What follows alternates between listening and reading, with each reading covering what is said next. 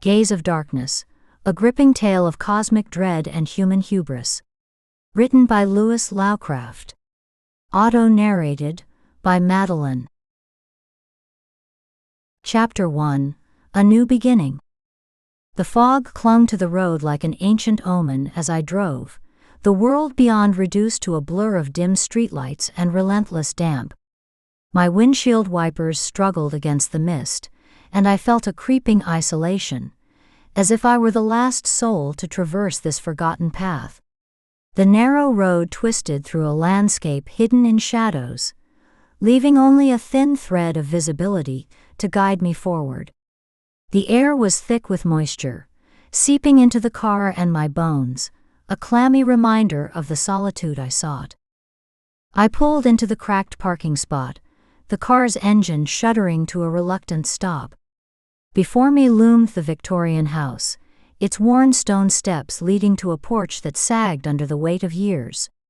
The paint, once vibrant, now peeled in faded strips, revealing the gray wood beneath like the bones of some long-dead creature. The house stood silent, a sentinel of forgotten histories and untold secrets, its windows dark and unwelcoming. A figure emerged from the shadows of the porch. The elderly man wore a suit, neatly pressed but showing signs of age, much like the house itself. His pronounced stoop gave him the appearance of perpetual bowing, and his thinning white hair was meticulously combed. He peered at me through thick glasses that magnified his watery blue eyes to an unsettling degree. "Welcome to your new abode," he said, stepping forward with a set of tarnished keys. His voice carried a practiced warmth, yet I detected an undertone of nervous energy. I accepted the keys with a careful, measured hand, feeling the cool metal against my skin.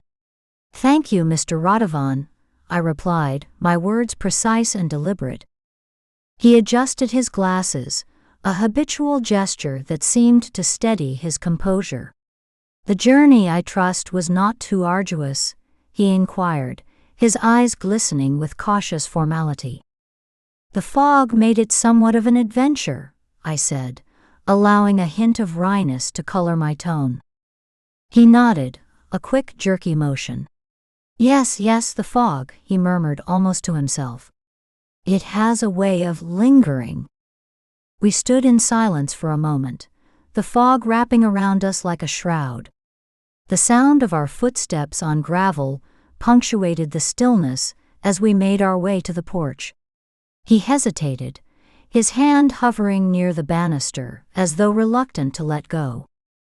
"I'm certain you'll find it quite accommodating," he said, his voice dropping to a whisper on the last word. I inclined my head, acknowledging his strange choice of phrasing. "I'm sure I will," I replied, maintaining my composure despite the unease settling over me. Lucian Radovan lingered for another breath, his eyes darting to the house and back to me.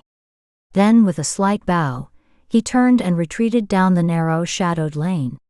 I watched his stooped figure disappear into the fog, leaving me alone with the looming presence of the house. The silence of the street pressed in, heavy and expectant, as I stood there with the keys clenched in my hand. The front door creaked ominously as I pushed it open, the sound echoing through the dim, dust-filled foyer like a reluctant sigh. Loose floorboards groaned beneath my feet, and the air was heavy with the musty scent of neglect, mingling with the faint odor of something long forgotten. The remnants of old furniture lay scattered like the bones of past occupants, each piece marked by age and disuse. I paused, taking in the oppressive atmosphere, a testament to the years that had passed without care or attention. With methodical precision, I began unpacking my few belongings. My hands brushed against faded photographs, their images blurred and indistinct, and brittle pages that crumbled at the slightest touch. I placed a small stack of notebooks on a dusty table, their clean surfaces stark against the decay that surrounded them. The house seemed to watch me, each creak and rustle a reminder of its presence, a silent witness to my intrusion. As I moved through the rooms, I discovered a narrow staircase leading upward. The steps were steep and uneven, the wood worn smooth by countless passages. I hesitated, the weak light casting long shadows that stretched and twisted like grasping fingers. But my curiosity, insatiable and unyielding, drove me forward. The attic was a cavernous space, its air thick with dust that danced in the weak light filtering through a grimy window. Boxes and crates were piled haphazardly, their contents spilling out in a jumble of forgotten relics. But it was the antique typewriter that caught my attention, resting atop a decaying desk like an offering to some inscrutable deity. Its keys were visibly stained with a mysterious dark substance, and I felt an inexplicable pull toward it. I approached the typewriter, my fingers hovering over the sticky keys. The metallic odor was stronger here, a sharp tang that cut through the stagnant air. Minute scratches marked the platen, as if it had been used for purposes beyond mere writing. I tilted my head, contemplating the implications, a mix of intrigue and unease settling over me like a shroud. With a quiet resolve, I closed the creaking attic door, leaving the typewriter under the faint, wavering beam of early dusk. The house seemed to breathe around me, its silence alive with secrets and shadows.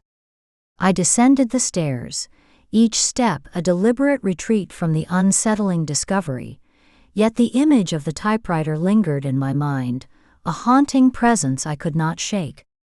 The transition from attic to dusk was seamless, the fading light casting the house in a new, oppressive gloom. I moved through the rooms with a growing sense of disquiet, the once comforting isolation now a source of creeping dread.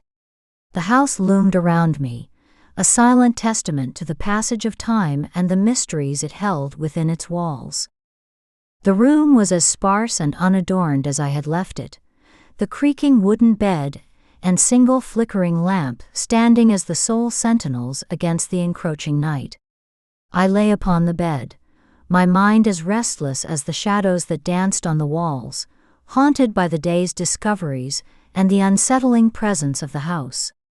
The air was thick with a silence that pressed in from all sides, broken only by the occasional groan of the old wood settling into itself.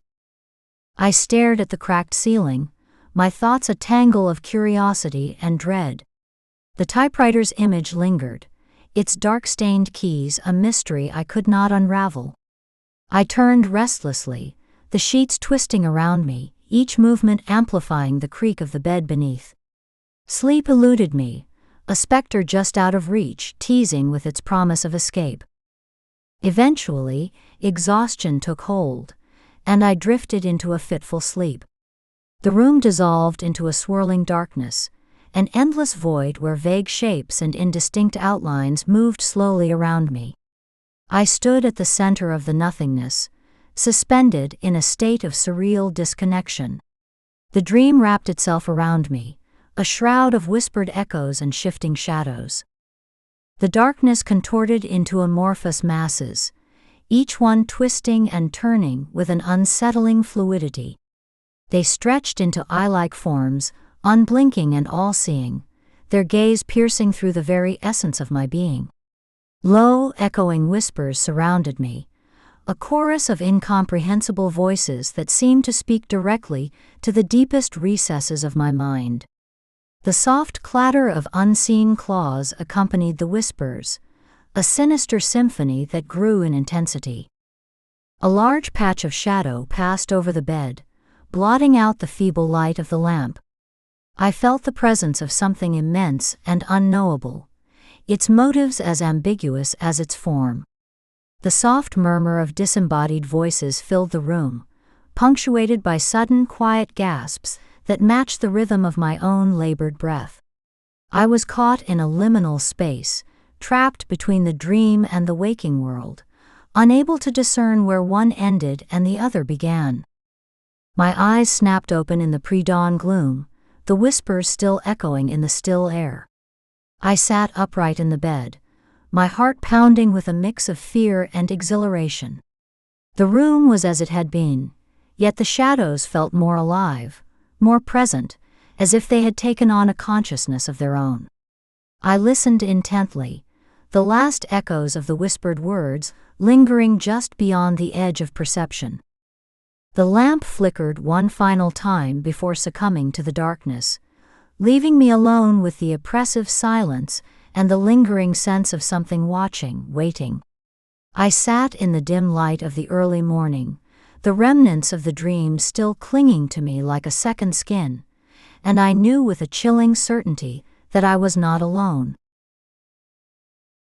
Chapter 2: The Church of Celestial Shadows. It was a ruin of ecclesiastical ambition, a forgotten skeleton of faith that loomed against the overcast sky. I stood before the abandoned Church of Celestial Shadows, its once proud spire now an ominous silhouette, dark and jagged against the bleak horizon. The cold wind swept through the gaping windows like the breath of some vast, unseen creature, its mournful whisper echoing the strange and nameless compulsion that had drawn me here. The village of Velezija, with its crumbling stone and ancient streets, had offered me the solitude I craved. Yet, as I gazed upon the decaying structure, I wondered if it had been solitude or something far more insidious that I truly sought. The church's facade was a tapestry of neglect, its wooden doors warped and weather-beaten, its stones slick with moss and time. I hesitated, a moment's doubt flitting through my mind, before dismissing it with the resolve of one who has already ventured too far to turn back. With a steadying breath, I pushed open the door. It groaned on its rusted hinges, a sound that reverberated through the hollow interior like the moan of a restless spirit. The air was dense with the scent of decay, a miasma of dust and mildew that hung like a shroud over the forgotten place of worship. I paused on the threshold, my heart a metronome of anxious anticipation, then stepped inside, driven by the relentless curiosity that had brought me to this desolate corner of the world. The interior was a testament to ruin.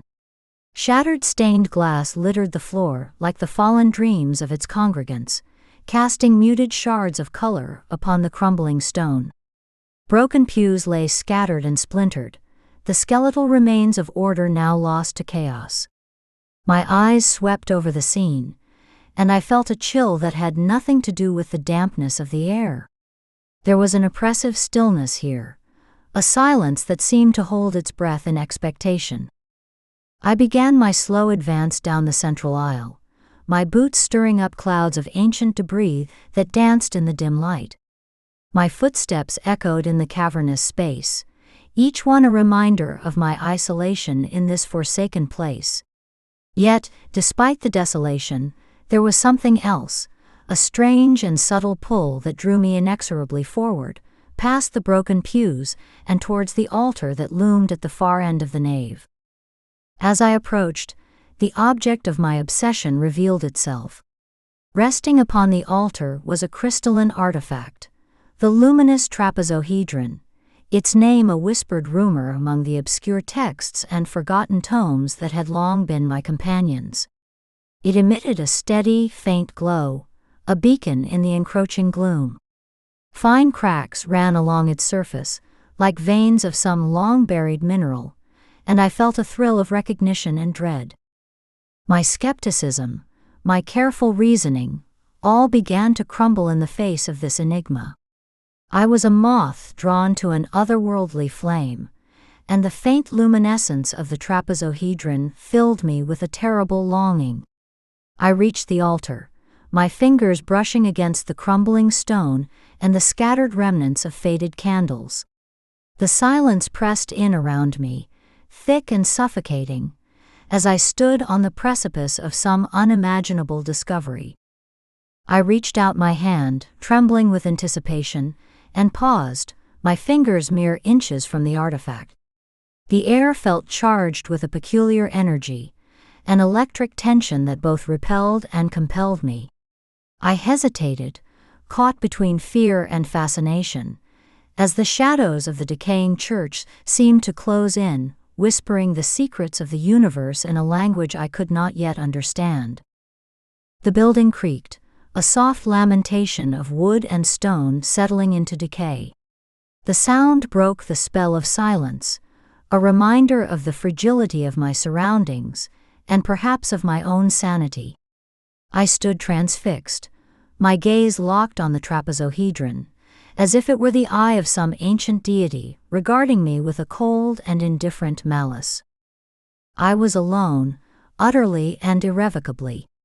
The isolation was complete, and my detachment from the world outside these crumbling walls felt absolute.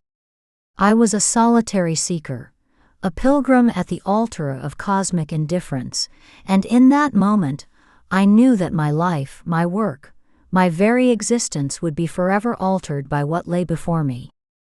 I leaned in, driven by a need that defied reason, and my hand made contact with the artifact. Its surface was unnervingly cool, a chilling contrast to the heat of my anticipation. My fingers clenched around it, a reflexive grasp that held more desperation than I cared to admit. I paused, suspended in a moment that felt both infinite and fleeting, my breath a shallow whisper in the oppressive silence. The chill intensified, seeping through my skin and into my very bones. It was as if the artifact had awakened, responding to my touch with a cold, sentient awareness. I pulled back sharply, the shock of the contact leaving me breathless and disoriented. My mind raced to comprehend what my senses could not, a tumult of fear and fascination that left me trembling. Then, breaking the stillness, came a low and unintelligible whisper. It filled the air, a dissonant murmur that seemed to emanate from the very walls of the church. I tilted my head, straining to catch the words, but they eluded me, slipping through my consciousness like water through clenched fists. The whisper was a siren's call, both seductive and sinister, and I felt its resonance deep within my soul. The trapezohedron pulsed under my gaze, a rhythmic glow that matched the erratic beat of my heart. Dust swirled around me in the sparse light, caught in an invisible eddy that defied the stagnant air. The artifact vibrated subtly, its crystalline faces alive with movement and intent. I watched, transfixed, my eyes wide with a mix of awe and terror, as the boundaries of reality began to blur and shift. My skepticism crumbled in the face of this impossible phenomenon, giving way to a creeping paranoia that gnawed at the edges of my sanity. The surreal nature of the scene overwhelmed me, and I stumbled back, my steps quick and uneven on the cracked floor. A primal instinct urged me to flee, to escape the presence that now felt malevolent and all-encompassing. The atmosphere pressed in around me, a suffocating weight that threatened to crush my reason and resolve. I felt watched, scrutinized by something vast and unknowable, though my frantic glances revealed nothing but shadow and ruin. The sense of dread was palpable, a living thing that wrapped itself around my mind and heart. Then, in the periphery of my vision, I saw it, a dark figure shifting near a shattered window on the far wall. It moved with a fluid grace that defied its human shape, and my fear intensified, spurring me towards the door with renewed urgency. I did not dare look back, lest the sight of it unravel me completely. I reached the threshold, the warped wooden door a portal between madness and the tenuous grasp of reality. With one final, desperate glance into the gloom, I fled into the foggy street, leaving the dim interior and its silent observer behind. The cold air hit me like a baptism, a harsh reminder of the world I had momentarily abandoned, and I ran, the whisper still echoing in the recesses of my mind. Chapter 3: The Fragmented Journal. I stood before the ancient fireplace, its worn bricks a testament to the years of neglect that had seeped into every crevice of the house. My eyes lingered on a single brick, loose and out of place, as if beckoning me to uncover the secrets it concealed. With a careful hand, I tapped along its edges, feeling the weight of solitude in the silence that surrounded me. The air was heavy with the scent of dust and dampness, a tangible reminder of my isolation in this forgotten place. Light filtered dimly through the narrow windows, casting long shadows that seemed to stretch toward me with a languid inevitability. My fingers brushed against the surface of the brick, sensing the rough texture beneath. I could feel the quiet anticipation growing within me, a familiar hunger for understanding that had driven me to this distant corner of the world. I reached for the tool, its wooden handle smooth from years of use. It felt awkward in my grip, a relic of a past life that I had left behind. Yet, as I applied pressure to the brick, I found a rhythm in the work. The brick shifted, releasing a small cloud of dust that danced in the muted light. My breath caught, a moment of excitement breaking through the stillness. As the brick came free, I hesitated, savoring the pause before revelation. The quiet of the house pressed in around me, a cocoon of solitude that made the discovery feel both intimate and profound. I peered into the hollow space, the darkness within holding the promise of forbidden knowledge. There it lay, a fragmented journal bound in aged leather, its surface marred by time and neglect. I retrieved it with trembling hands, the weight of it familiar yet unsettling. The pages were coarse and uneven, the ink smears a testament to its hasty construction. A single glance at the cover sent a thrill through me, a jolt that was both exhilarating and terrifying. I turned the journal over in my hands, my heart quickening at the sight of the handwriting that marked its pages. It was unmistakably 19th century, the letters slanted and hurried, as if penned by a desperate hand. My eyes traced the lines, drawn to the arcane symbols that adorned the margins. Ritualistic and cryptic, they whispered of secrets that my rational mind could scarcely comprehend. I sat down before the fireplace, the journal open on my lap. The floorboards creaked beneath me, a subtle reminder of the house's decay. I turned a page, then another, each one revealing more of the strange script and its enigmatic meanings. The ink seemed to pulse with life, the symbols shifting under my gaze. I felt a chill, an unsettling awareness that the journal was meant for no eyes but mine. My surroundings faded, the dim room narrowing to the circle of light that illuminated the journal's pages. I was absorbed, my scholarly instincts battling with a growing sense of unease. The words danced before me, their meanings elusive and haunting. I could feel the boundaries of my understanding stretching, threatening to unravel entirely. A sudden creak jolted me back to the present, the house settling around me with a groan of protest. I looked up, disoriented, the journal's pull still strong. The room seemed darker, the shadows deeper and more insistent. I placed the journal on the mantelpiece, its presence a stark contrast to the decay that surrounded it. The low afternoon light caught the edges of the pages, the symbols flickering like embers in the dying fire. I stood, my gaze shifting between the cryptic text and the room that now felt foreign and unwelcoming. My thoughts were a tangle of curiosity and dread, the two entwined in a dance that I was powerless to resist.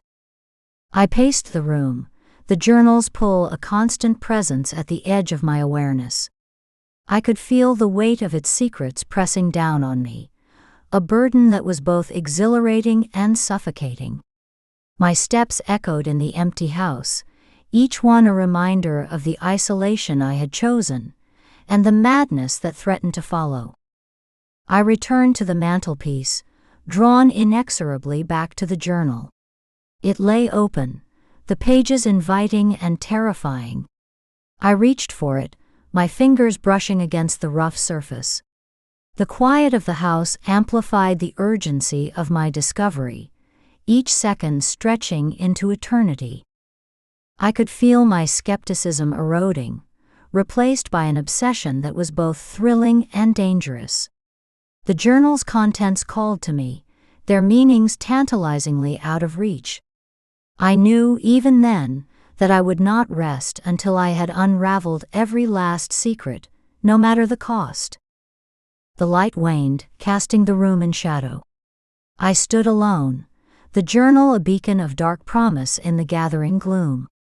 My heart was a wild thing in my chest, beating out a rhythm of fear and fascination. I was caught between the world I knew and the one that the journal hinted at, suspended in a moment of urgent inquiry that would come to define my very existence. The bell above the door jangled with a frantic energy as I stepped into the bookshop, its sound echoing off the cluttered shelves and settling into the dust-laden air. The floorboards creaked beneath my feet, a weary protest that matched the frantic pace of my thoughts. I paused, taking in the narrow windows and the wayward beams of light that struggled to pierce the dimness. The shop felt like an extension of my own mind, chaotic, crowded with questions, and steeped in an unsettling quiet. Shelves lined the walls, sagging under the weight of old volumes whose spines bore the marks of age and neglect. Dust motes swirled in the air, catching the light in a dance that seemed both aimless and deliberate. I moved through the narrow aisles, my eyes scanning the titles with a restless urgency. I approached the counter, where a woman stood amidst the clutter. She looked up, her brown eyes meeting mine with a warmth that was edged with something more elusive, apprehension perhaps. Her hair, a cascade of autumn leaves, caught the light in ways that seemed to shift with each passing moment. "Elowen," she greeted me, her voice soft and almost musical. "What brings you here, dear?" The question lingered, and I felt the weight of my own obsession pressing down on me. I reached into my bag and pulled out the journal, its leather cover dark and ominous in the muted light. "I was hoping you could help me with this," I said, my voice betraying a hint of desperation. Elena's eyes settled on the journal, and I watched as her expression shifted. The warmth in her gaze flickered, replaced by a guarded distance. Her hands, delicate and unadorned, trembled slightly as she gestured toward the counter. "Where did you find that?" she asked, her tone careful and measured. I placed the journal before her, letting it fall open to a page marked by ritual symbols and faded script. "In the house," I replied, my words tumbling out in a rush. "I thought you might know something about it. The writing, it's old, and the symbols." Her reaction was immediate, a visible discomfort that mirrored the unease I felt in my own skin. "Elowen," she said again, the name now a gentle admonition. "You should speak with Irina Petrovic at the library. She knows more about these matters." I sensed a deflection, a reluctance to engage with the dark mystery that had ensnared me. My frustration flared, a brief but intense spark in the otherwise hushed atmosphere. "But you're familiar with the town's history," I pressed, trying to keep the desperation from my voice. "Surely you've seen something like this before."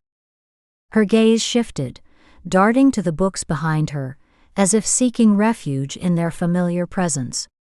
The pause stretched, a gulf of silence punctuated only by the soft rustle of paper and the distant hum of traffic outside. "It's not something I can help you with," she said at last, her voice a whisper of apology. The words hung between us, heavy with implications that neither of us dared to voice. I felt the urgency of my quest tightening around me, an invisible noose that threatened to choke the breath from my lungs. I leaned forward, my fingers brushing against the coarse pages of the journal. "Please, Elena," I implored, my composure slipping. "I need to know." Her hands found each other, clasping tightly in a gesture of self-reassurance. "Irina," she repeated, the name a lifeline she cast toward me. "She has access to the archives. If anyone can help you, it's her." I stood there, caught in a liminal space between hope and despair.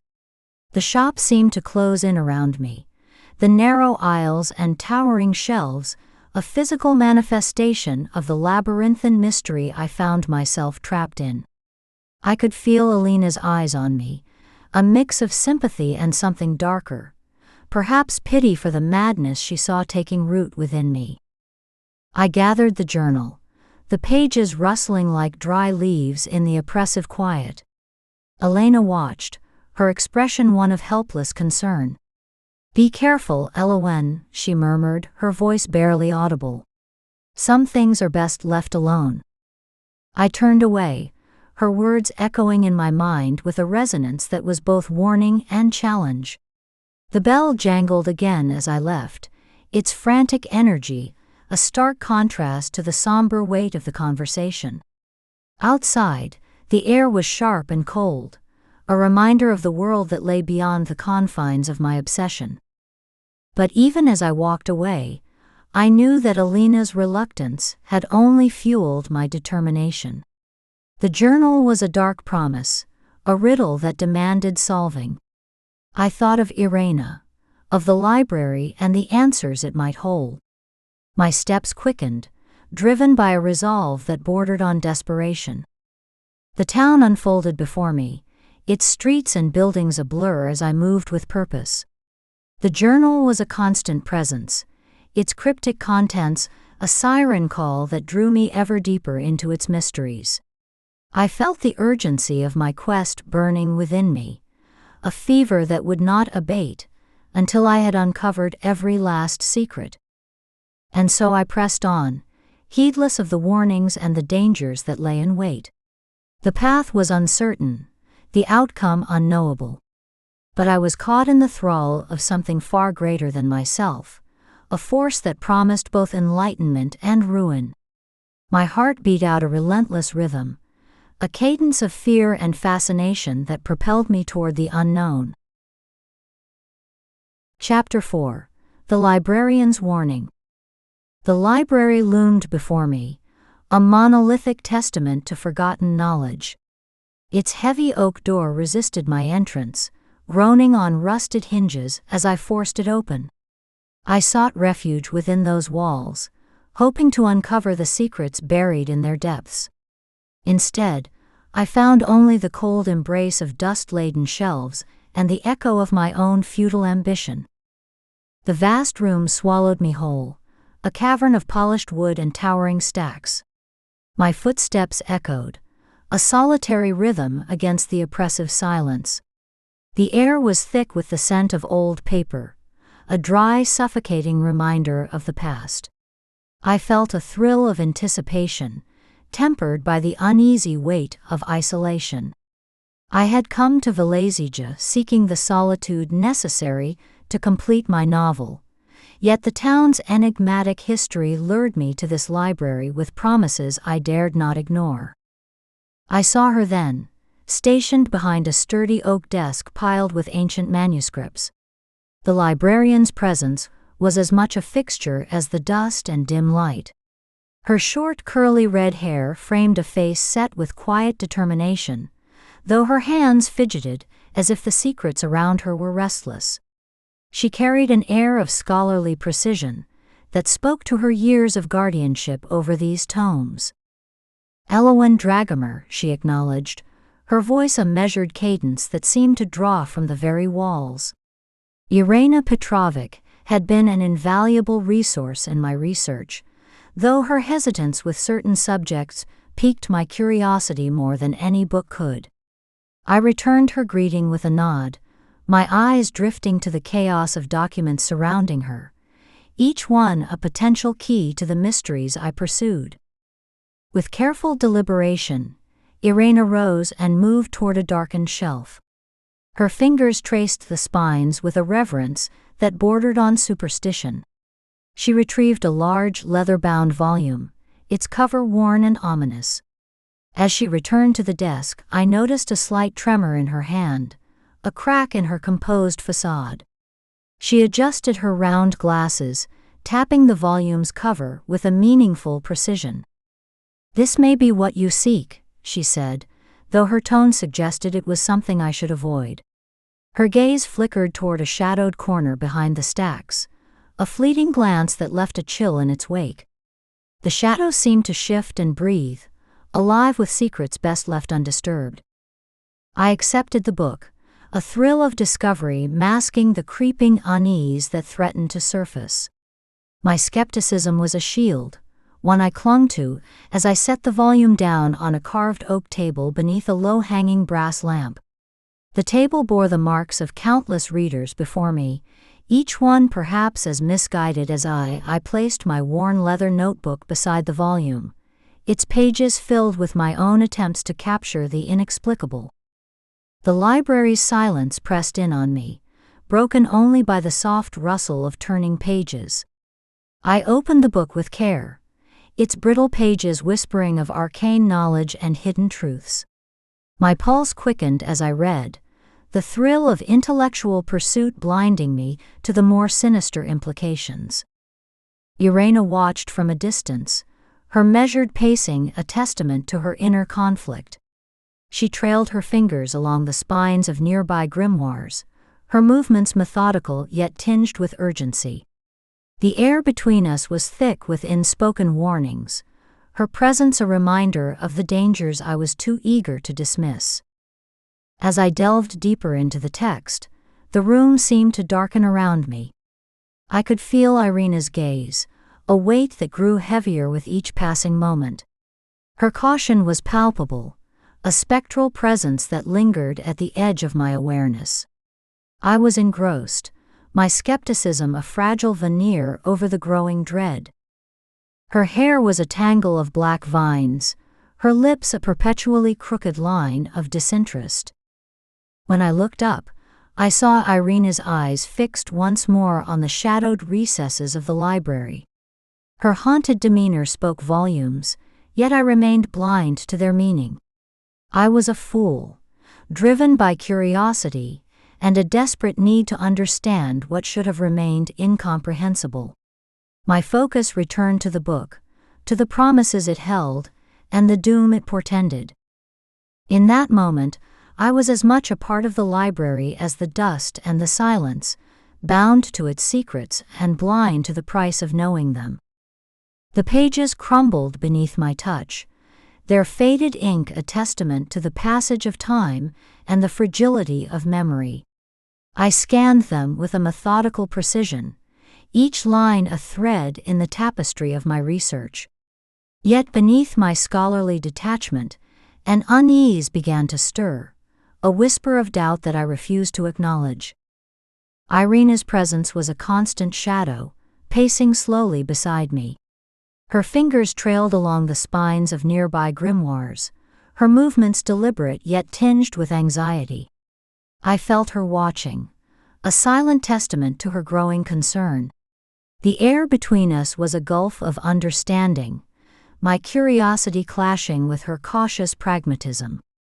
She stopped abruptly, her form looming over me with a sudden intensity. I could feel her breath, warm and insistent, as she leaned close. According to the records, some knowledge is best left unopened, she stated, her voice a clear, measured warning. I could hear the weight of history in her words, a gravity I was too stubborn to heed. Her eyes darted toward the dark recesses of the library, a glance that spoke of more than mere shadows. She clasped her hands together, then crossed her arms as if to shield herself from the very truths she guarded. "Be cautious," she repeated in a low murmur. "These texts invite more than answers." The urgency in her tone was unmistakable, yet I remained blind to its import. I returned my focus to the book, a thrill of discovery overriding the tension that simmered around me. My skepticism was a fortress, one I fortified with each turn of the page. Irena's warnings were the ghosts of bygone scholars, their specters no match for my resolve. I was absorbed, intoxicated by the possibilities, deaf to the danger. Irena's presence became more spectral, a haunting reminder of the caution I so willingly dismissed.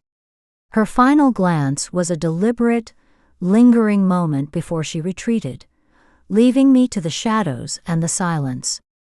The library felt alive, a sentient entity that watched and waited, its breath a cold draft that rustled the brittle pages. I closed the book with a resolute snap, gathering my notes with a determination that belied the unease gnawing at the edges of my mind. I was skeptical, yes, but I could not wholly banish the specter of doubt Irina's words had conjured.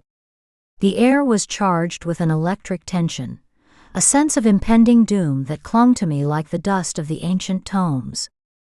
The sound of sliding pages echoed through the library, a subtle reminder of the knowledge I sought and the peril it promised. I felt the shadows shift, a tangible movement that left me cold. Irina's warnings lingered, a haunting refrain that played against the rhythm of my own hubris. As I stood to leave, I cast one last glance toward the darkened corners. The library was vast and silent, yet it thrummed with an unseen energy that set my nerves on edge. I was alone, left with nothing but my thoughts and the echo of Irina's final, deliberate caution. I was a fool, perhaps, but a fool driven by a need to know, a hunger that would not be sated by mere shadows and silence. The door groaned shut behind me, sealing me out of its mysteries and into a world no less fraught with uncertainty. I had my notes, my precious fragments of understanding, yet their weight was a burden I was only beginning to comprehend. The library's silence followed me, an unspoken promise that the knowledge I craved would come at a cost I had yet to fathom. Chapter 5: Whispers in the Night. The study was a narrow sanctuary of wood and shadow, the air thick with the must of yellowed pages and old ink. A brass lamp cast a solitary pool of light over the scarred surface of my desk, illuminating the open texts that lay before me like relics from a forgotten age. My pen moved with a precise, deliberate rhythm, underscoring passages that seemed to whisper of truths too profound for the waking mind. The room pressed in on me with a comforting oppression, its walls lined with overburdened shelves that sagged beneath the weight of their tomes. Their spines were a chaotic testament to my esoteric pursuits, the titles embossed in gold now faded to an indistinct blur. The floor was littered with loose sheaves of paper, an unintentional carpet of abandoned thoughts and half-formed theories. I sat hunched at the desk, my focus unwavering, the light of the lamp creating a stark contrast against the encroaching darkness. My fingers brushed the tattered edge of a journal, and I felt a thrill of discovery as I underlined a particularly elusive phrase. The ink bled slowly into the brittle paper, the words taking on a life of their own. My gaze was intense and unyielding, as if I could pierce through the very veil of reality with sheer will alone. I wore my hair tied back, the dark strands a mere shadow against the pallor of my skin. My eyes, I knew, must have been wide and feverish, betraying the depths of my obsession. Practical clothing hung loosely on my frame, chosen for comfort and utility rather than appearance, though they bore the wrinkles and ink stains of long hours in solitude. A soft scratch of pages turning and the clack of typewriter keys punctuated the silence, their rhythm as measured and deliberate as my thoughts. The machine sat nearby, an unyielding partner in my endeavor to capture the ineffable on paper. Each keystroke was a tiny explosion in the quiet, a reminder of the tangible world that lay beyond my insular domain. My hands paused over a passage that seemed to shimmer with a meaning just beyond comprehension. The words on the page flickered like shadows cast by an unseen flame, and for a moment I was seized by a profound unease. I shook it off with a practiced skepticism, my natural disbelief still holding sway over the creeping dread that had begun to insinuate itself into my thoughts. With a quick, decisive motion, I reached for another volume, my fingers brushing the dust from its neglected spine. I pulled it from the shelf with a sense of urgency, as if the knowledge contained within might slip away if I hesitated. The breadth of my research was staggering even to myself, and I wondered if I had not already ventured too far into territories best left unexplored. The lamp flickered as I resumed my work, its light dimming and brightening in a steady pulse that seemed to echo the beating of my heart. The study's atmosphere was thick with expectation, a living thing that breathed in time with my mounting obsession. I was alone here, isolated from the world, and yet I felt an uncanny presence in the room, as if the very walls conspired to watch and wait. I pressed on, the pen in my hand a conduit for the thoughts that tumbled through my mind in a torrent. The words flowed from me with a life of their own, an unrelenting stream that threatened to drown out all reason and restraint. I could not stop. Not now, not when I was so close to unraveling the mystery that had haunted me since I first set foot in this place. The pages before me filled with ink and madness, and still I wrote. As the evening deepened, and the shadows grew long, a series of faint whispers began to echo from the walls, a rhythmic murmur that seemed to seep from the very bones of the house. At first, I dismissed them as the familiar groans of an old structure settling into the night, but their persistence gnawed at my reason like rats in the wainscoting. They ebbed and flowed, a ghostly refrain that tugged at the edges of my mind. The sound was subtle, more suggestion than substance, yet it intruded upon my consciousness with an insistence that could not be ignored. I set my pen down and listened, my breath shallow and uncertain. The whispers were just beyond the threshold of comprehension, an indecipherable litany that seemed to curl around my thoughts like smoke. A rush of skepticism steadied my nerves, and I told myself it was merely the wind, the pipes, the endless chattering of my overtaxed imagination. But even as I sought to dismiss it, the sound grew, a slow crescendo that set my teeth on edge. It was as if the house itself had become a vast, resonant chamber, amplifying the murmurs of some hidden choir.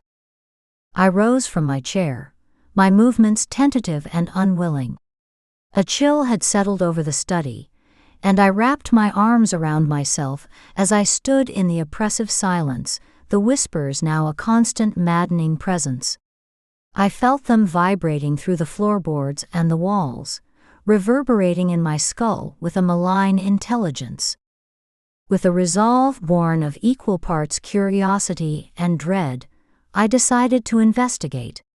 My footsteps were measured and deliberate as I moved into the narrow corridor, the wooden floors creaking beneath me in protest. The house was a labyrinth of shadows and stale air, its dimly lit passages winding like the coils of some slumbering beast. The oppressive atmosphere closed in around me as I ventured deeper, the walls seeming to breathe with a life of their own. The whispers grew louder, more insistent, as if drawn to my presence. They followed me like a pack of phantoms, their cadence shifting and overlapping in a dissonant harmony that set my heart racing. I stopped at several small, dark cracks in the plaster, pressing my ear to the cold surface.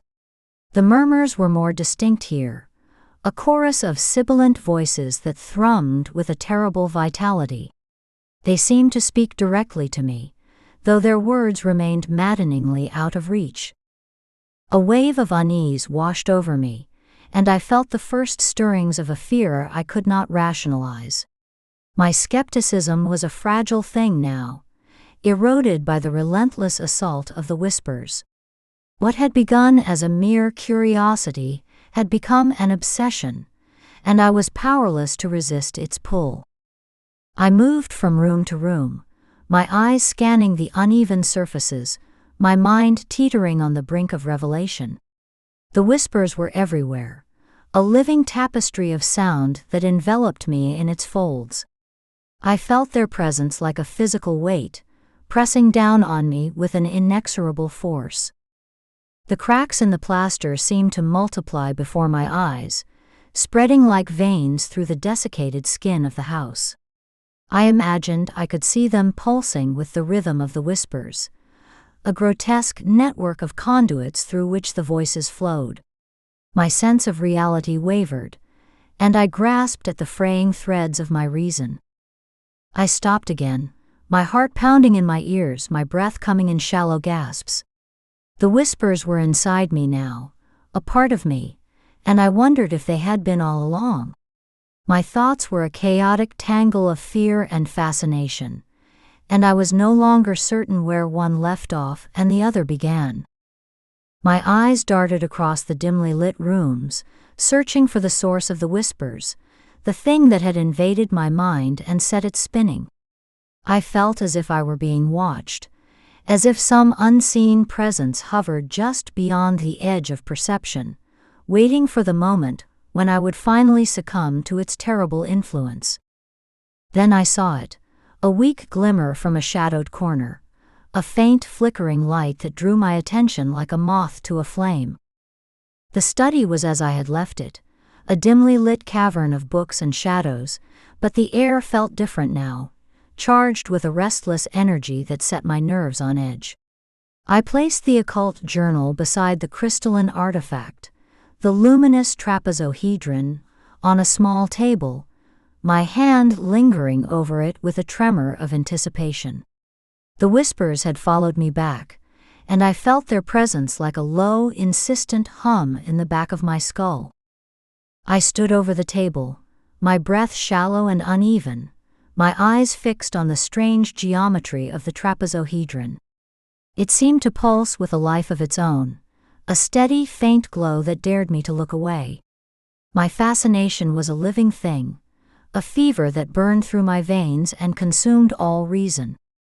The journal lay open beside the artifact, its worn pages a testament to my relentless pursuit of knowledge. I had crossed a threshold, ventured into realms where few dared to tread, and now the fruits of my obsession lay tantalizingly within reach. The words "forbidden knowledge" echoed in my mind, a siren call that I could not ignore. I leaned forward, my hand hovering before the trapezohedron, its surface smooth and cool, a crystalline enigma that defied comprehension.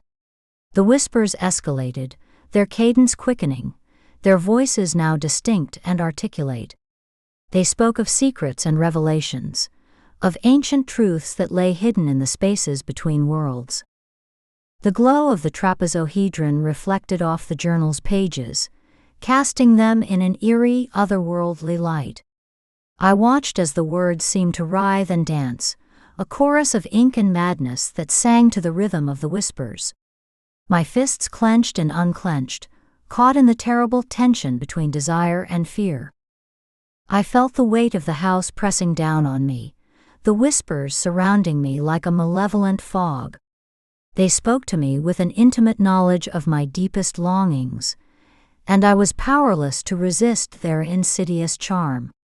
My skepticism had been eroded, my disbelief shattered, and I stood on the precipice of a revelation that threatened to unmake me. The trapezohedron pulsed with a steady, hypnotic rhythm, its glow intensifying as the whispers reached a fever pitch. I was caught in its thrall, my thoughts a chaotic swirl of anticipation and dread. I knew that to touch it would be to cross a point of no return, to embrace the very thing I had sought and feared in equal measure. The air was alive with the sound of the whispers, a cacophony of voices that promised enlightenment and ruin. I felt them vibrating through my bones, resonating with the deepest parts of my being. My heart raced in time with the throbbing light, and I was filled with a terrible certainty that I was on the verge of something profound and irrevocable. With a determined motion, I reached out, my hand trembling as it closed the distance to the trapezohedron. The whispers intensified, a swirling tempest of sound that enveloped me in its embrace. I was poised between curiosity and caution, teetering on the brink of an unfathomable abyss. Then I touched it. A shock coursed through me, a jolt that left me breathless and reeling. The whispers exploded into a riotous chorus, a triumphant crescendo that filled my mind and drowned out all reason. I stood frozen, caught in the blinding light of revelation, knowing that nothing would ever be the same. Chapter 6: The First Ritual. I stood alone in the attic, my breath mingling with the stale air, a chill that matched the desolate room. The house was a relic, a Victorian ruin I had claimed for its solitude, and its empty spaces echoed my own isolation. I had come to Velezija to write, to escape, but now the luminous trapezohedron demanded my attention, its inscrutable facets promising answers I could not ignore. The attic was sparse, its floorboards warped and its walls peeling with neglect. A single dust-choked window allowed the moon's pallor to seep in, casting a spectral gloom. I stood in the center, my movements deliberate and precise, mirroring the obsessive focus that had driven me to this moment. The room was empty, but for the few pieces of furniture I had deemed necessary: a chair, a table, a small marble pedestal that now bore the artifact of my ruinous curiosity. I approached it with the reverence of a scholar on the cusp of revelation, my hands steady, my breath measured. The luminous trapezohedron sat on the pedestal with a sinister elegance, its crystalline form a perfect enigma. Dark and light played within its facets, an unsettling dance that seemed to pulse with a life of its own. I had read of its power, the whispered rumors in forbidden texts, and now it lay before me, a lure I could not resist. I took my position with the same meticulous care I had applied to every step of the ritual. The words were etched in my mind, a litany of arcane syllables that promised to unveil the truths I sought. My voice was low, a careful chant that rose and fell with rhythmic precision. As I spoke, my hands lifted slowly over the artifact, a conductor of the terrible symphony I had begun. The air grew dense, charged with a presence that defied comprehension. I felt a thrill of terror and anticipation, a shiver that coursed through my being. The trapezohedron responded to my words, its glow a pulse that matched my heartbeat. Shadows leapt and twisted, grotesque marionettes cast on the walls and floor. The light grew, its intensity a blinding crescendo, and the room transformed under its influence. I watched with a mix of awe and dread as the familiar shapes around me began to blur, the very structure of the attic bending to a geometry that defied earthly logic. Furniture outlines warped into impossible arcs, the space around me shifting with an alien fluidity. I continued to chant, my voice now a fragile thread in the tumultuous weave of sound and light. The edges of the room dissolved, leaving only the pulsating glow and the specter of the artifact.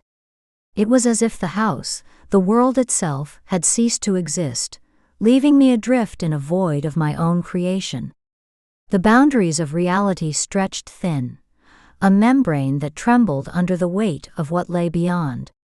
I felt my skepticism crumble, my reason falter, as the cosmic indifference of the universe revealed itself. The artifact's light was blinding now, an all-consuming radiance that threatened to unmake me. I fixed my eyes on its core, desperate for the revelation it promised. The room twisted around me, its dimensions a chaotic dance of angles and curves.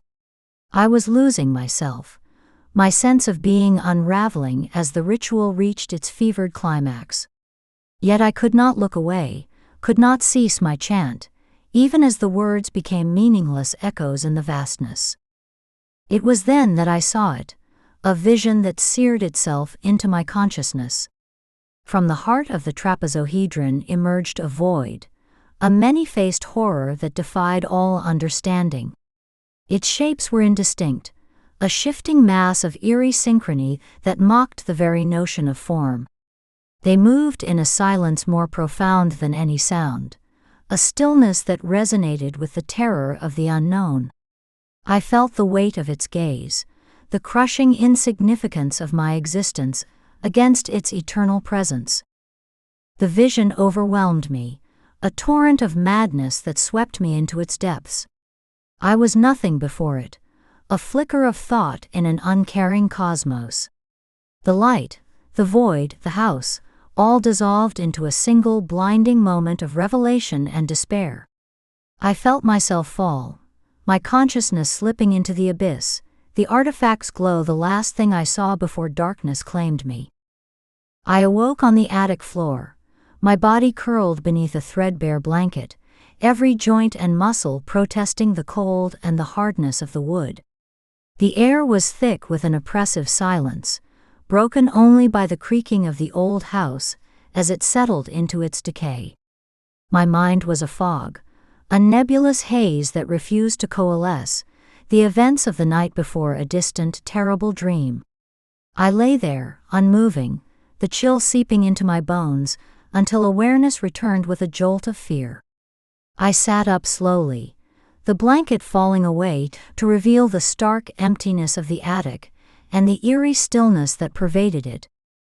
The floor beneath me groaned in protest as I rose, each movement an effort against the weight of exhaustion.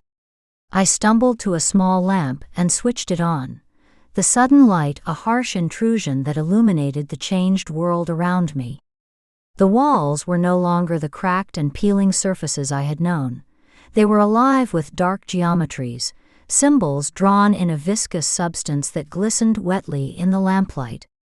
They covered every inch of the plaster, intricate and indecipherable, a language of madness inscribed in my absence. I stood transfixed by the sight, my breath caught in my throat, my heart pounding with a mix of horror and disbelief. My fingers trembled as they reached for the nearest symbol, tracing its convoluted lines with a tentative touch. The substance was cold and slick, leaving a dark stain on my skin.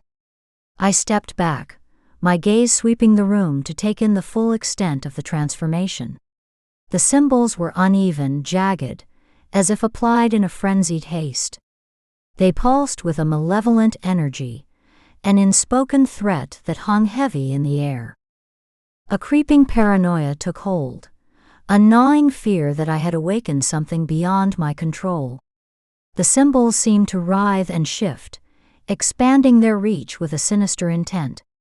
I felt the presence of an unseen force, an intelligence that mocked my feeble understanding. The room closed in around me, the walls pressing closer with each breath, each heartbeat. I was trapped in a prison of my own making, the boundaries of reality warped by the terrible knowledge I had sought. The silence was oppressive, broken only by the slow rhythmic drip of water from a leaky gutter outside. It was a metronome of despair, a reminder of the world beyond the attic, a world I no longer belonged to. I staggered to the center of the room, my eyes drawn to the floor where the ritual had taken place. There, amidst the chaos of symbols and shadows, lay the shattered remains of the luminous trapezohedron. Its once perfect form was now a scattering of jagged shards, each piece still pulsing with a faint ominous glow. I sank to my knees before it, the enormity of my actions crashing down with a suffocating weight. The artifact's influence lingered, an echo of the vision that had overwhelmed me, a reminder of the void I had glimpsed. I felt the darkness creeping in, a tide of despair that threatened to drown me. The words escaped my lips in a whisper, a question and a condemnation. What have I done? They hung in the air, unanswered, a testament to my hubris and my folly. I rose again, driven by a restless urgency, pacing the confines of the attic, as if motion could stave off the inevitable. My thoughts were fragmented, a jumble of fear and regret that refused to cohere. The symbols seemed to mock me, their dark geometries spreading inexorably, a cancer that consumed everything in its path. I was powerless before them, a puppet of forces I could not comprehend, a casualty of my own reckless curiosity. The room was a nightmare of shadows and lines, a labyrinth of insanity from which there was no escape. I felt the walls closing in, the symbols and the darkness converging to swallow me whole. The air was thick with their presence, a cloying miasma that choked my reason and my hope.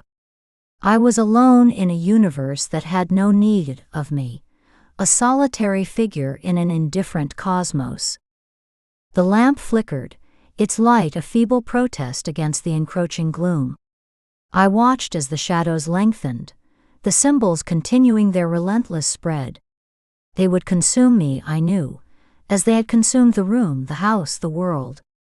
I was powerless to stop them, to undo what I had set in motion. I was a prisoner of my own ambition, a victim of my own quest for knowledge. The attic held its breath, the stillness a prelude to the end. I stood amidst the dark geometries, the inevitability of my fate the only certainty in a vast and uncaring void. Chapter 7. The Vanishing. The sitting room bore the familiar weight of neglect, each corner draped with shadows and the faint odor of mildew. An oil lamp struggled against the gloom, casting flickering patterns across walls of peeling wallpaper. I had chosen this place for its solitude, but tonight its silence felt more like a shroud.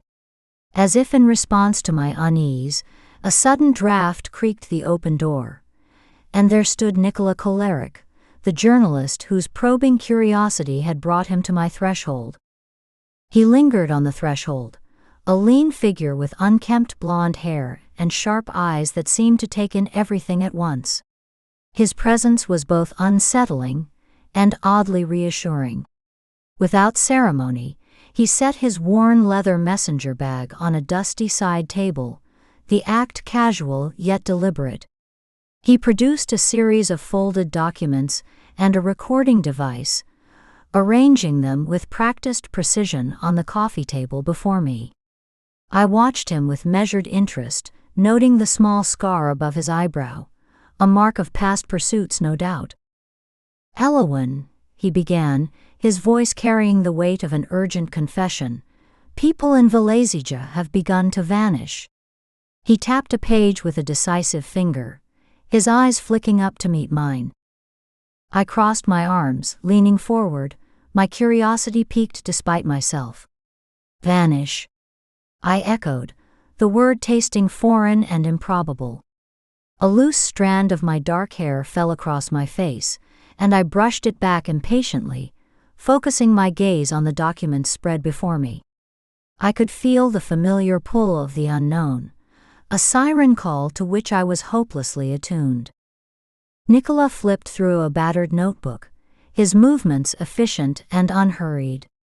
"It started with a few rumors," he said, his tone as precise as a scalpel. "But now, more than a dozen are missing. No signs of struggle. No explanations." He paused, letting the implications settle like dust in the stagnant air. I tapped my pen against the wood, a rhythmic counterpoint to my quickening thoughts. My skepticism warred with an insidious curiosity, each battling for dominance within the confines of my mind. "And you think it warrants my attention?" I asked, my voice steady but lacking conviction. His green eyes held mine, unwavering. "Disappearances are like stories," he replied, a hint of grim humor in his voice. "They need a writer to give them meaning." I felt a chill that had nothing to do with the temperature of the room. His words, though intended to provoke, resonated with a truth I could not deny. I had come to Velezija seeking isolation, yet isolation had come to me in a form I had not anticipated. As Nicola continued to speak, I felt the walls of my self-imposed solitude closing in, each word a nail in its construction. He asked questions with the precision of a surgeon, dissecting my intentions and probing for weaknesses. "You've been here how long?" he queried, his pen poised above a fresh page. "Surely you've noticed something." 3 months, I replied, my tone defensive despite my efforts to remain composed. "And I've noticed nothing out of the ordinary." The lie tasted bitter, even to me. I had noticed many things, but none I was willing to admit. Not yet. Nicola's persistence was relentless, his inquiries like a series of calculated strikes. Strange sounds? Odd occurrences? He flipped another page, his focus unyielding. I hesitated, my mind racing through a catalogue of half-formed fears and inexplicable sensations. "Nothing that can't be attributed to an overactive imagination," I said finally, the words ringing hollow in the charged silence. He leaned back, a fleeting smile tugging at the corners of his mouth. "Imagination," he mused, "can be the most dangerous thing of all." The room felt suddenly smaller, the air thicker. As he gathered his papers with methodical care, I watched him, my fists clenching involuntarily at my sides. His presence was a catalyst, transforming my carefully constructed reality into a fragile thing, vulnerable to the very truths I sought to uncover. "Think about it," he said, his voice lingering like a shadow as he moved toward the door. "Before it's too late." I remained seated, the silence rushing back in like an unwelcome tide. The oil lamp sputtered, casting erratic shadows that danced across the walls in a macabre ballet. I had come here to write, to escape, to lose myself in the comforting embrace of words. But now, with Nicola's revelations hanging in the air like a specter, I wondered if it was myself I was in danger of losing. Outside, the night wrapped the village in a cloak of impenetrable darkness, the air thick with moisture and foreboding. A single street lamp flickered weakly, casting a sickly glow over the slick cobblestones. I watched from my window, the glass cold against my fingers as a figure emerged from the shadows, a neighbor I scarcely knew, his face lined with years and unspoken worry. He moved with cautious intent, each step a careful negotiation with the uneven path. The stillness of the street pressed in from all sides, a suffocating silence that amplified the steady drip of water from the eaves. I wondered at his presence, so late and so alone. My curiosity, ever my undoing, held me transfixed as I observed his solitary passage beneath the dim light. Without warning, a shifting mass of darkness surged from the doorway of an adjacent building. Its form was fluid and formless, a writhing entity that defied comprehension. It moved with a terrifying grace, a silent predator stalking its prey. I felt a jolt of recognition, a sickening confirmation of Nicola's words. This was what he had meant, what he had feared. The man stopped dead in his tracks, his eyes widening with a terror that mirrored my own. His hands clenched at his sides, fists of impotent resistance against the impossible. The darkness crept toward him, tendrils of shadow extending with relentless intent. I wanted to look away, to deny the reality of what I saw, but my gaze remained locked on the unfolding nightmare. My breath fogged the window as I leaned closer, my heart a frantic drumbeat in my chest. I raised a trembling arm, a futile gesture of warning or perhaps of solidarity. The man seemed to sense my presence, his gaze flicking toward me in a silent, desperate plea. For an instant, our fear was a shared thing, a fragile connection in the face of the unknown. The darkness continued its inexorable advance, sweeping along the ground with fluid, unnatural motions. It enveloped the man in a shroud of shifting black, obscuring him from view. I pressed my hand against the glass, the chill seeping into my bones as I mouthed a soundless scream. The street lamp flickered, casting grotesque shadows that danced and twisted in mocking imitation of life. Both the man and the darkness vanished without a sound, leaving the street empty and eerily unchanged. The echo of dripping water filled the void, a mocking testament to the absence of all else. I stood frozen at the window, my mind struggling to comprehend the enormity of what I had witnessed. The world outside seemed at once familiar and alien, a place where reality bent to the whims of something terrible and vast. I backed away from the window, my legs unsteady beneath me. The room loomed around me, oppressive in its familiarity. I sank into a chair, my hands shaking as they gripped the armrests. The silence was absolute, a suffocating presence that threatened to crush me with its weight. I closed my eyes, hoping to shut out the memory of the man's final, terrified glance. But there was no escaping it, no refuge from the horror that had unfolded before me. The image of the shifting mass, its terrible beauty and silent menace, was etched indelibly into my mind. I was powerless to stop it, powerless even to understand it. And in that powerlessness lay the true terror, a creeping dread that gnawed at the edges of my sanity.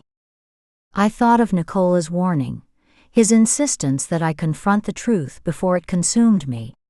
I had dismissed him, clinging to the fragile illusion of control. But now, with the specter of the night's events hanging over me, I wondered if control had ever been mine to claim. The disappearances were no longer a distant mystery. They were a part of my world, a world unraveling in ways I could not fathom. As the night stretched on, I remained in the grip of a profound and unsettling fear. It was the fear of the unknown, yes, but more than that, it was the fear of being known, of being seen and marked by the very forces I sought to understand. I was not the detached observer I fancied myself to be. I was a player in a game whose rules I did not know, a pawn at the mercy of a cosmic indifference. I could still hear the drip of water in the empty street, a rhythmic reminder of the void left in the wake of the vanishing. It echoed in my mind, a relentless refrain that would not be silenced. It sang of loss and futility, of the fragile boundaries between reality and nightmare. And as it sang, I listened, my heart heavy with the weight of a truth I could not yet bear to name. Chapter 8: The Warning. The candle flickered as the wind howled through the cracks in the old house, casting shadows that danced like specters on the walls. I sat hunched over a worn desk, surrounded by stacks of yellowed papers and the oppressive weight of my own thoughts. Each creak and groan of the ancient timbers seemed to echo my growing dread, a constant reminder of the isolation and madness that threatened to consume me.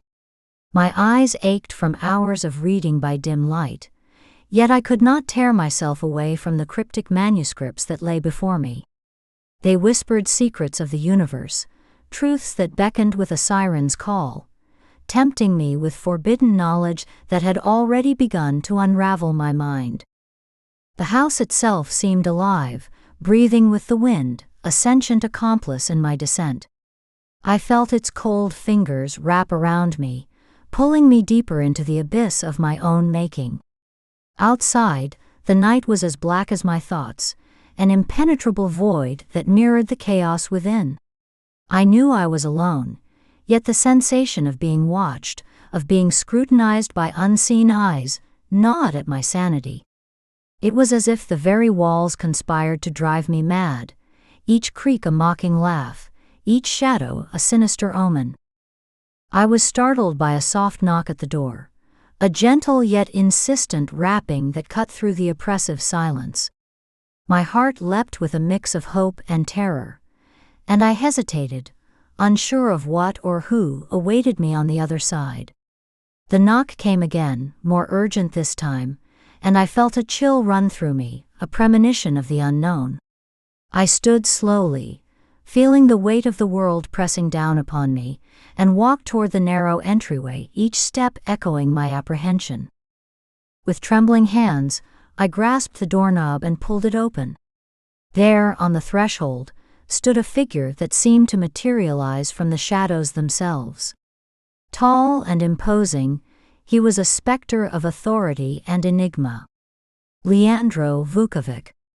His coat hung open, revealing a simple vest and a medallion pinned to his chest, an emblem of arcane significance that resonated with chilling familiarity.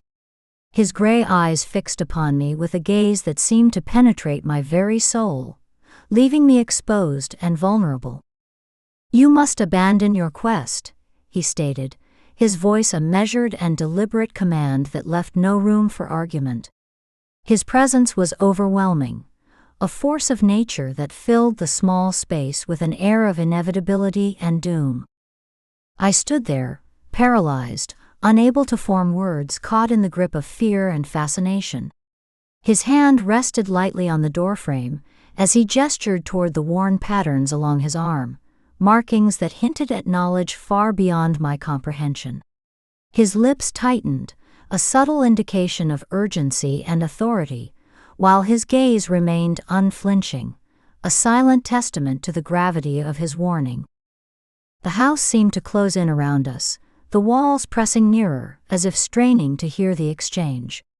My mind raced, a torrent of thoughts and emotions crashing against the bulwark of his calm demeanor.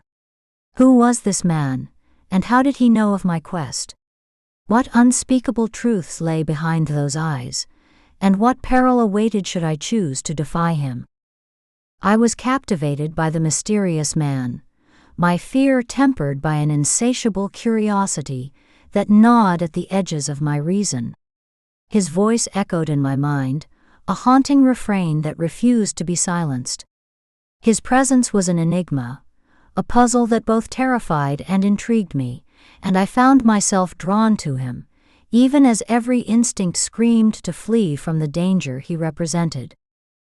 He shifted his weight deliberately from one foot to the other, ensuring his lower face was visible in the minimal light coming from the corridor behind him.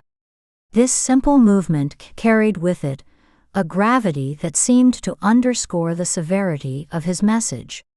The light caught his features, casting them in stark relief against the shadows, and I felt the full weight of his words settle upon me like a shroud. The encounter left me shaken, a mix of dread and fascination that lingered long after the door had closed. Leandro's calm and cryptic demeanor stood in stark contrast to the turmoil that raged within me, a growing panic that threatened to consume what little sanity I had left. His warning reverberated in my mind, a siren's call that pulled me toward the abyss even as it urged me to turn back. The candle flickered once more, casting its ghostly dance upon the walls, and I felt the house itself shiver with anticipation. My thoughts grew increasingly frantic, a cacophony of fear and obsession that spiraled ever downward.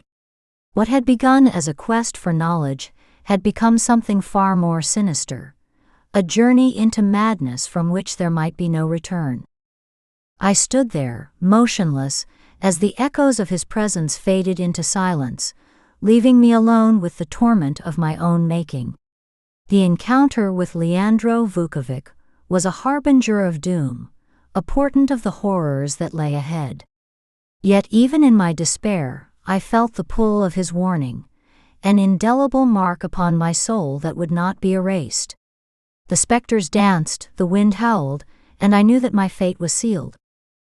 Leandro turned slowly, his movements as deliberate and unhurried as the passage of time itself.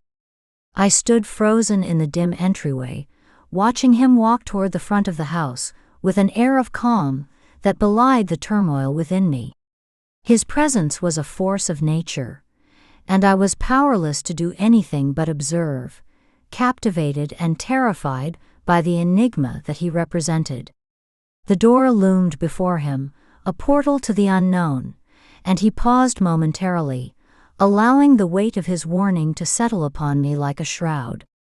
I felt the chill of his words seep into my bones, an indelible mark that would haunt me long after he had gone.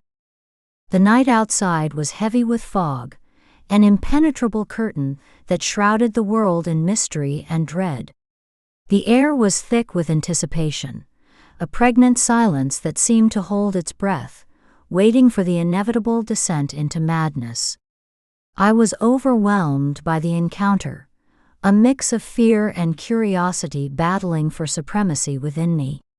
My mind raced with the implications of his visit, each thought more terrifying than the last, a relentless tide of obsession that threatened to pull me under.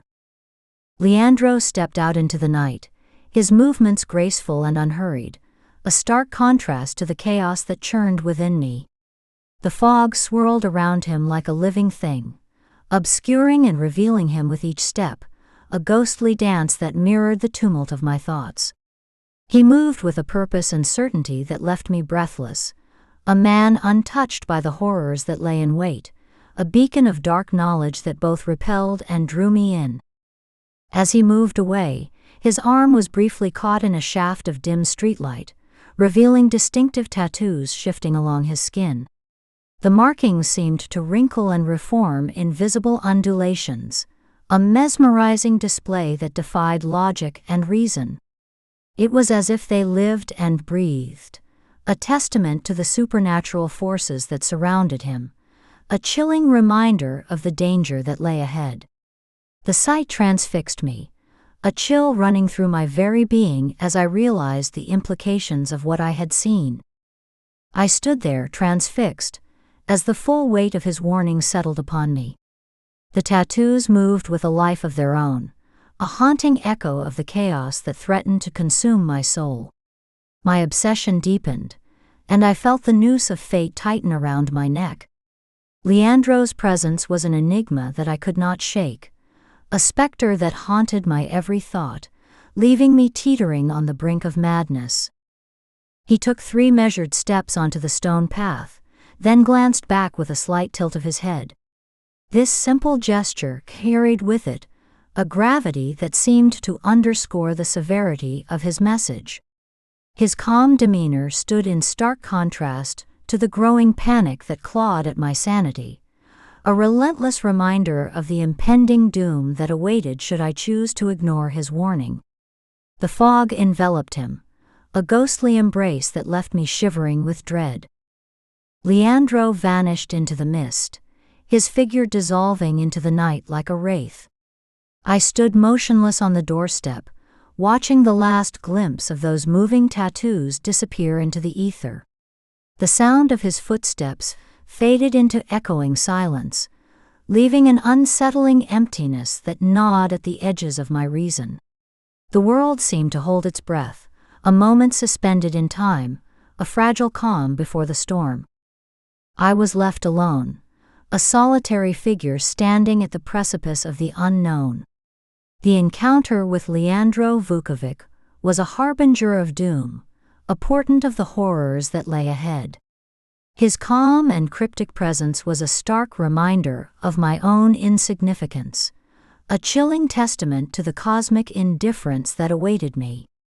The tattoo's movement and his warning echoed in my mind, a relentless refrain that pulled me ever closer to the abyss.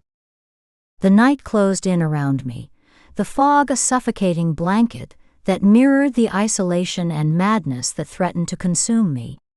I was haunted by the encounter, unable to shake the feeling of impending doom, a prisoner of my own obsession and fear. The world outside was an impenetrable void, a reflection of the chaos within, and I knew that my fate was sealed. The specters danced, the fog swirled, and I was left to ponder the terrifying knowledge that had begun to unravel my soul. Chapter 9: The Transforming Town. The cobblestones felt uneven beneath my feet, a familiar discomfort heightened by the erratic flicker of lamplights against the crumbling facades that had once offered a sense of home. In Velezija, where dusk painted the world in muted shadows, the street seemed to shift around me, an ancient puzzle I was unable to solve, each step reverberating with a quiet, growing dread. As I paused at the intersection, the world around me began to contort and reshape, like a landscape emerging from a dream just beyond my grasp. An old townhouse, one that had always stood sentinel at the corner, now bore witness to an uncanny displacement. Its window, once framed perfectly above the door, now aligned where the threshold once beckoned. I swallowed hard, my hand tightening around the strap of my leather bag, as if its weight might ground me against the peculiar reality unfolding. With each passing heartbeat, I felt the palpable stillness of Velezija coiling around me, a tightening vice that constricted my breath. Familiarity taunted me, whispering of comforting memories now steeped in a shadow I could not comprehend. The flickering lights seemed to taunt the cobblestones, creating distorted reflections in puddles that shimmered like the fragmented thoughts racing through my mind. Where I had once relished the unassuming charm of the town, I now found myself ensnared by a creeping disquiet. The soft clack of my shoes echoed off the walls, a haunting cadence matched only by the distant sounds of passing cars that appeared less like fellow travelers and more like specters roaming through a realm removed from my own. The sensation burrowed deeper, nestling against the edges of my reason, as if coaxing forth my darkest curiosities, those esoteric whispers I had chased in shadows and tomes alike. What had changed? What did the shifting geometry of Velezija reveal about my own understanding of reality? My introspection clawed at me, gnawing as I glanced over my shoulder, convinced I would see the remnants of familiarity dissipating like a mist. Each subsequent heartbeat thrummed through the town, a dreadful reminder of my insignificance, like an insect adrift in a universe indifferent to my presence. I could see the outlines of neighbors in their windows, the mundane exchanges of life somehow monstrous now. Were they truly there, or mere figments of my unraveling mind? Their movements were fractured, echoing with whispers that seemed to slip through my fingers whenever I attempted to reach out.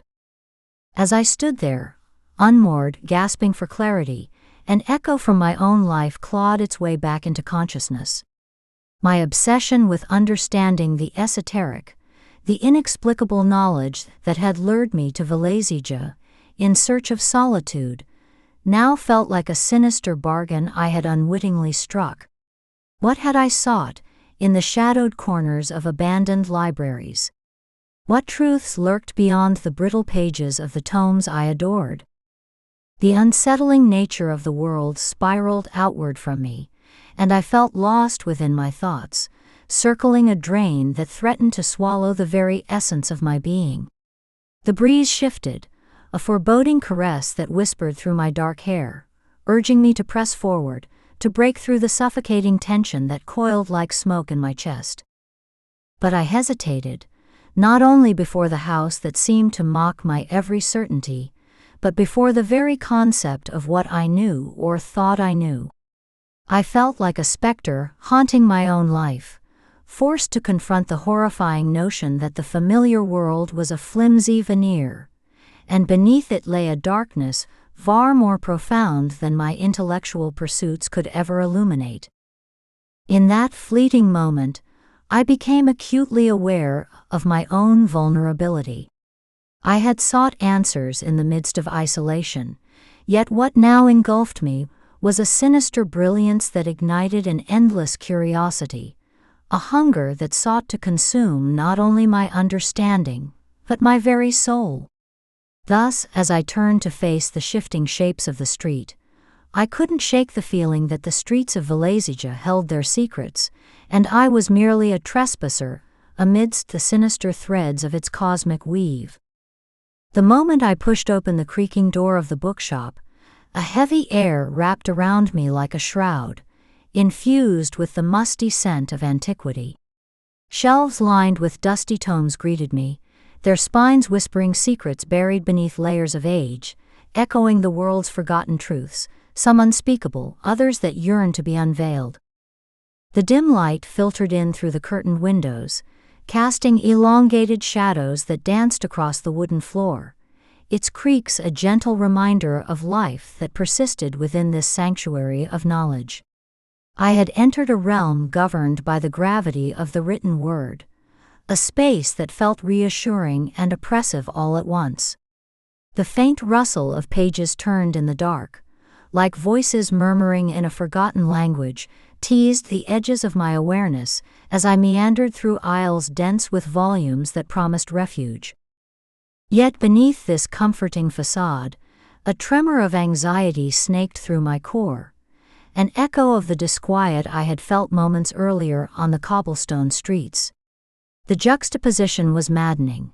Here lay wisdom and solace, yet it shimmered with a lurking danger that seeped through the binding of the oldest books, as if they contained not only knowledge but the burdens of the past. Elena, always a figure of warmth and understanding, stood beside a narrow shelf, her fingers delicately trailing over the spines, an intimate dance with the texts that held her community's memories. She looked up as I entered, her expressive brown eyes meeting mine with a depth of concern that made my breath catch. "Are you all right, Elowen?"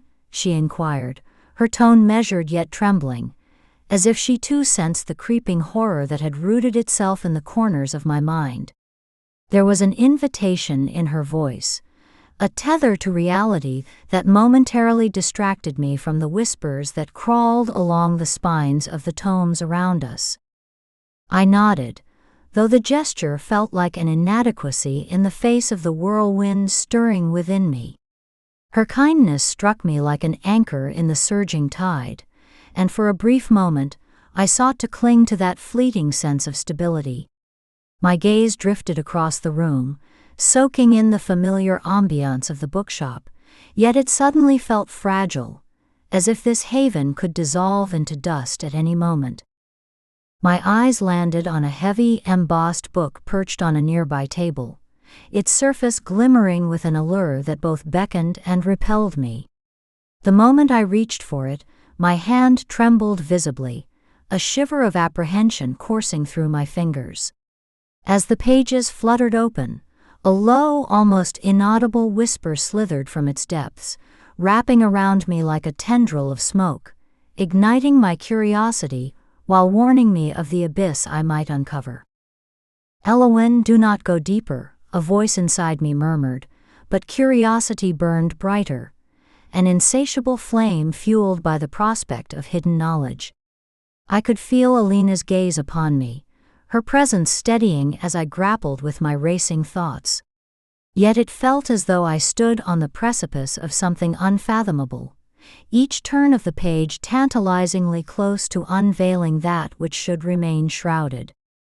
"What is it?" she asked softly, a gentle prodding of encouragement woven into her words. I hesitated, the tension thickening like molasses in the air. "It's just a book," I replied, the lie slipping from my lips as the whisper grew more insistent, gnawing at my resolve. I could barely catch Elena's gaze, as if fear held me hostage, demanding an acknowledgement of what lay before me. Elena's concern deepened, yet she offered a soothing smile that encouraged me to reveal the darkness pulling at my thoughts. "You seem a bit shaken," she ventured, tilting her head slightly, her unspoken understanding brushing against the edges of my fear. I opened my mouth to respond, but the words tumbled into fragmented silence. The whispers from the pages of the book surrounded me like an insidious fog, drawing me into their world of half-formed shapes and fleeting insights that echoed the very nature of my current reality, distorted, confusing, dangerous. "I'm fine," I finally managed, though the tremor in my voice betrayed the turmoil lurking beneath. As her gentle gaze searched mine, I felt an overwhelming urge to retreat, to find sanctuary beyond the weight of the unsaid truths that floated heavily between us. Elena maintained her serene demeanor, but I could sense the subtle shift in her disposition as she glanced toward the book. "If you need someone to talk to, I'm here," she offered, an unwavering anchor in the chaotic sea of thoughts that threatened to engulf me. I wanted to tell her about the shifting streets outside, the feeling that Velezija had become something unrecognizable.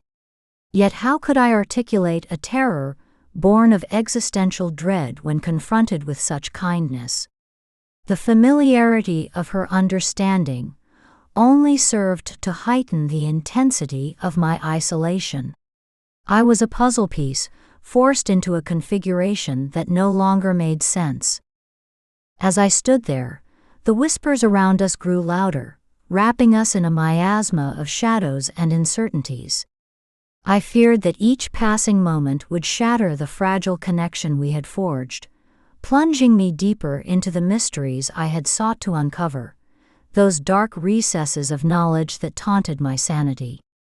Thus, as I lingered before the beckoning book, lost in a labyrinth of despair and longing, I felt an unfathomable tide surge within me, one that whispered of cosmic truths, of the unfathomable horrors that lay just beyond the veil of understanding. It called to me with a seductive hunger, as though the answers I sought could only be found by embracing the darkness. But as I looked into Alina's compassionate gaze, I hesitated, clinging to the tenuous thread of warmth and humanity, amidst the chilling reality of a world where knowledge could lead to ruin. Chapter 10: The Fractured Reality. I stood at my desk, the old oak surface a cluttered testament to the chaos that had become my existence. Tomes and papers lay strewn about, their cryptic contents overshadowed by the overturned ink bottle and the sputtering lamp that cast erratic shadows across the walls. My careful order had grown unruly, and I wondered if the disarray was merely an outward manifestation of a deeper, more troubling disorder. The house seemed to echo my descent, its very structure conspiring with the darkness that had begun to pervade my thoughts. The lamp flickered, a dying heartbeat of light, and I turned my gaze to the clock that hung like an ancient specter on the wall. Its hands moved in a grotesque parody of time, shifting and stuttering in irregular patterns that defied any natural order. Minutes collapsed into seconds, and hours stretched into infinity, a temporal dissonance that mocked my once rigid understanding of the world. I felt a tremor of unease, a crack in the foundation of my skepticism that threatened to widen with each impossible tick. I moved from the desk, my steps careful and deliberate, as if measured precision could fend off the encroaching madness. The mirror on the far wall caught my reflection, and I watched myself adjust my spectacles and tap a journal page with obsessive insistence. But the image fractured, repeating the motion in a disjointed loop, a jarring echo that left me disoriented and unsettled. I blinked, hoping to dispel the illusion, but the house seemed intent on warping reality to its own unfathomable ends. A sudden creak of the floorboard beneath me broke the oppressive silence, sharp and accusatory in the stillness. I paused, my heart a frantic rhythm against the slow suffocation of dread. The window rattled with a gust of wind that felt more like a breath from some unseen force, and the lamp flickered in direct response, as if the very air conspired to unnerve me. I stood frozen, a marionette in a play directed by chaos, my strings pulled by hands I could not see. Despite the repeated actions and the madness that seemed to loop through time itself, the room's physical layout remained constant. The scattered texts, the ink stain spreading like a dark contagion across the desk, the threadbare armchair slumped in the corner, they all held their positions with an unnerving steadfastness.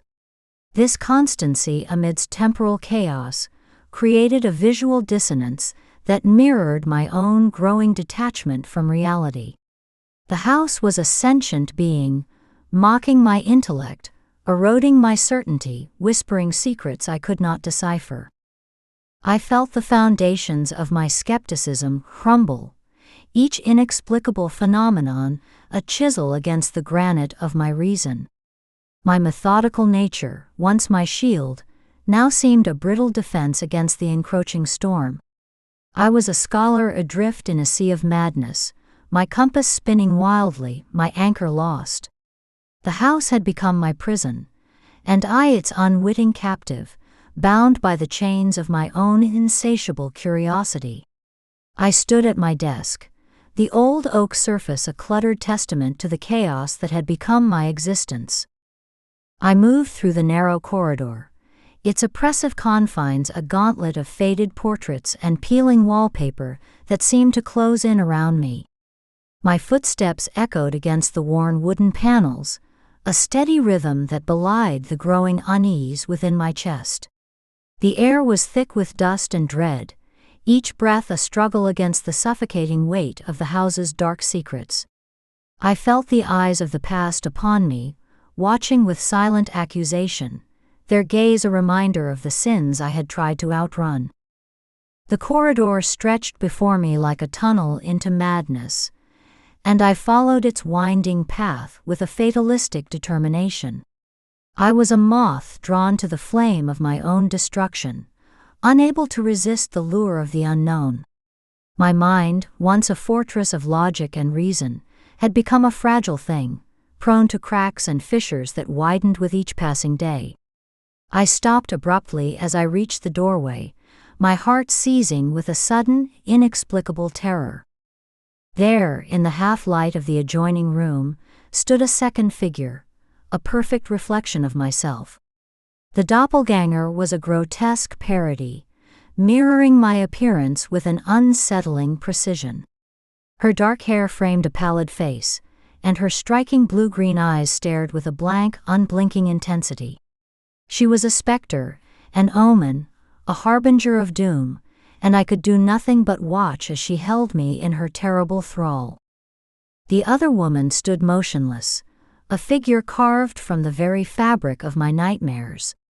Her presence was a violation, a rupture in the natural order that left me paralyzed with fear. She raised her hand slowly, deliberately, the fabric of her dress brushing against the dusty floor with a sound like the whisper of 1,000 lost souls. The motion was a mockery, an echo of my own careful movements, and it filled me with a dread so profound I thought I might drown in it. A low, indistinct murmur emerged from the figure, a haunting refrain that sent shivers down my spine. "The watching void," she intoned, the words a ghastly lullaby that promised only despair. The phrase echoed through the corridor, each repetition a hammer blow against my sanity. It was the voice of the house, the voice of the darkness that had claimed me, and it left me shaken and breathless.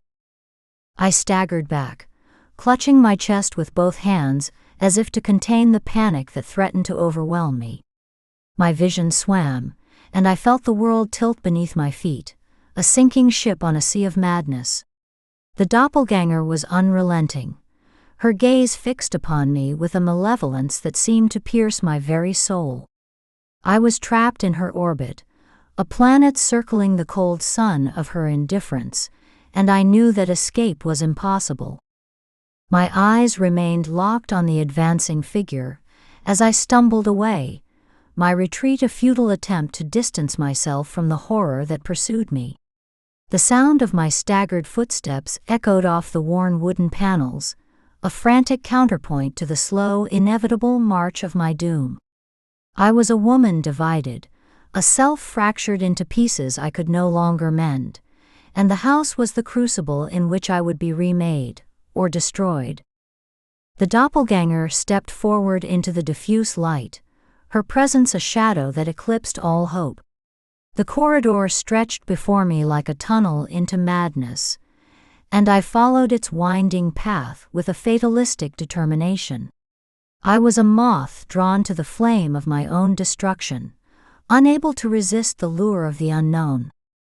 The room was a mausoleum of forgotten relics, each item a testament to the past and its inexorable grip on the present.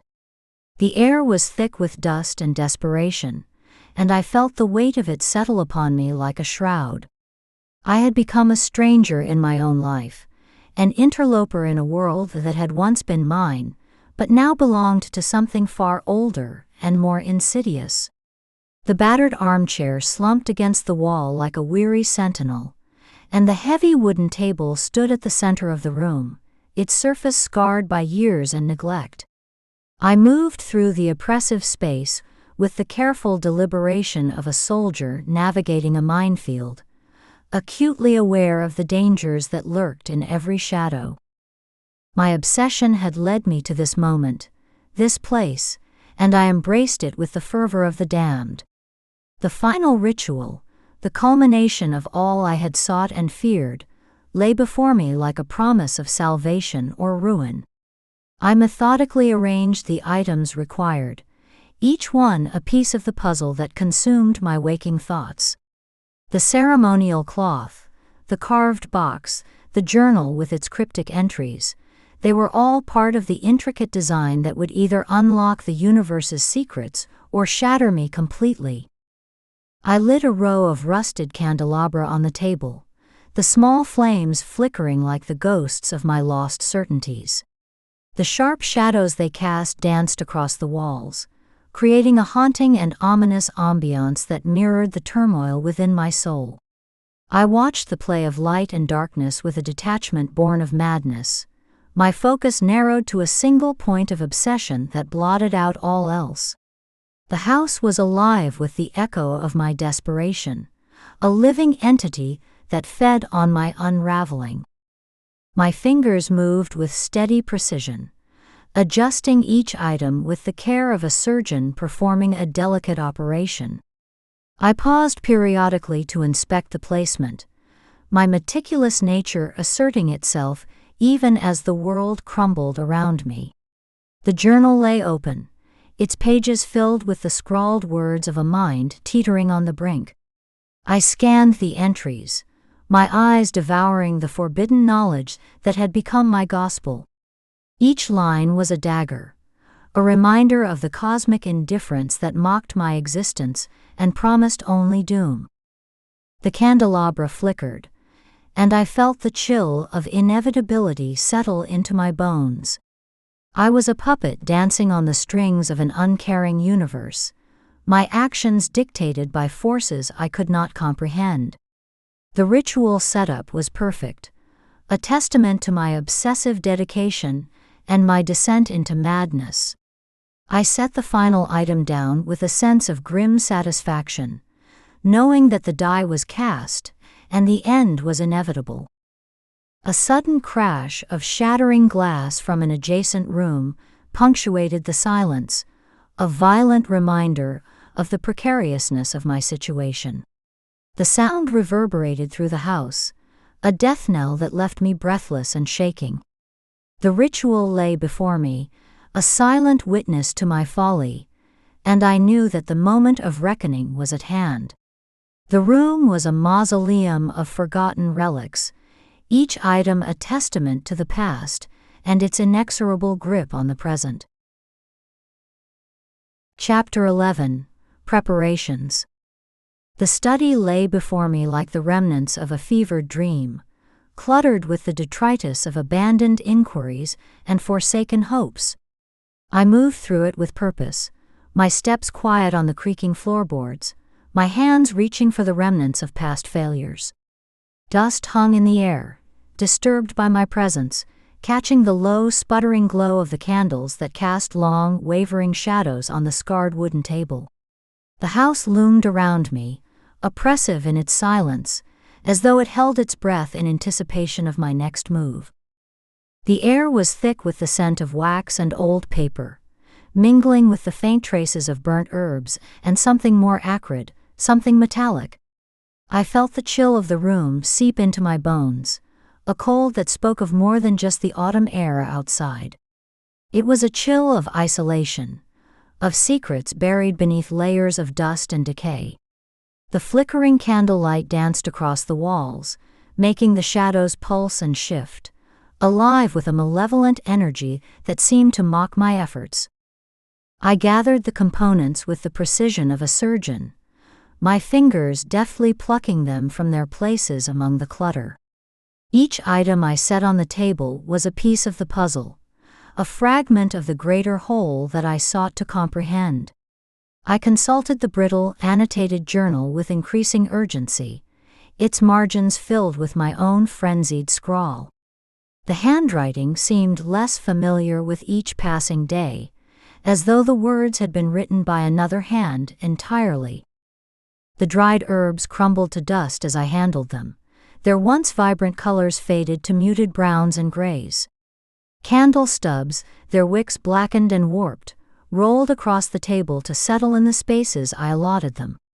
An aged silver chalice, tarnished and pitted, caught the light and reflected it back in a dull, sullen glow. I placed it at the center of the growing pattern, its position both deliberate and necessary.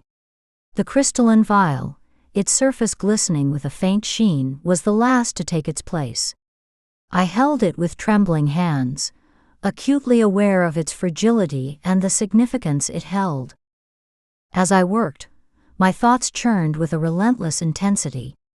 I recalled the skepticism I had once held, the belief that all could be explained if only one looked closely enough. But the events of recent weeks had shaken that certainty, had shown me a world where reason faltered and madness reigned.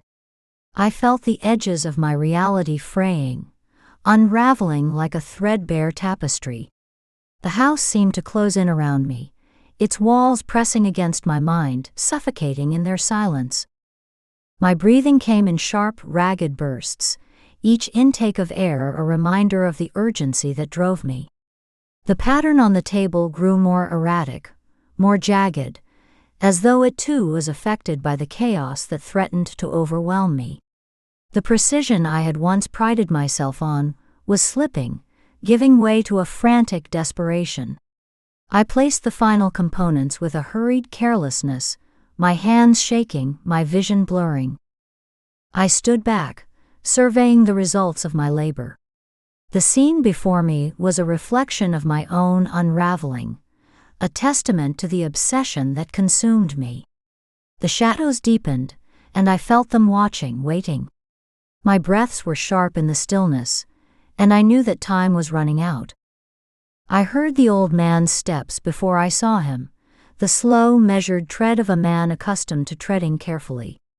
Lucian Radovan emerged from the shadows of the narrow corridor, his form stooped and hesitant, as though the very air resisted his passage. His watery blue eyes, magnified to an unsettling degree by thick lenses, fixed on me with a mixture of concern and something darker, something that he would not name. "Miss Dragomir," he said, his voice a relic of another era, formal and layered with anxious courtesy. "I believe you should reconsider this course." He cleared his throat, a nervous habit that punctuated his sentences, and his gaze flitted to the scarred table where the ritual components lay. I noted the way his eyes lingered on the open ledger of the journal, the annotations that spread across its pages like a contagion. I met his gaze with a defiance that barely masked my fear. "I know what I'm doing," I replied, though the tremor in my voice betrayed me. His presence was an unwelcome intrusion, a reminder of the skepticism I had once held, the rationality that now seemed so distant. Lucian's lips parted, as if to speak again, but he hesitated, caught between his desire to warn me and his reluctance to reveal too much. "You must understand," he began, his words faltering like a man groping for a familiar path in the dark. "There are things in this place," his voice dropped to a whisper, barely audible over the crackling of the candles. "Things best left undisturbed." He looked at me with an intensity that bordered on desperation, a plea for understanding that I could not give. I turned my back to him, my movements sharp and dismissive. The components on the table seemed to pulse with a life of their own, a chaotic rhythm that matched the beating of my heart. "I won't be dissuaded," I said, though the bravado felt hollow in the cavernous silence of the house. I felt the chill deepen, the shadows pressing closer, and I knew that Lucian would not relent. He stepped further into the room, his shoes shuffling on the worn carpet, and I saw the apprehension etched into every line of his face. His hands fidgeted with the ring of ancient brass keys, a talisman against the fears he could not voice. "You are not the first to seek answers here," he said, his tone grave and knowing.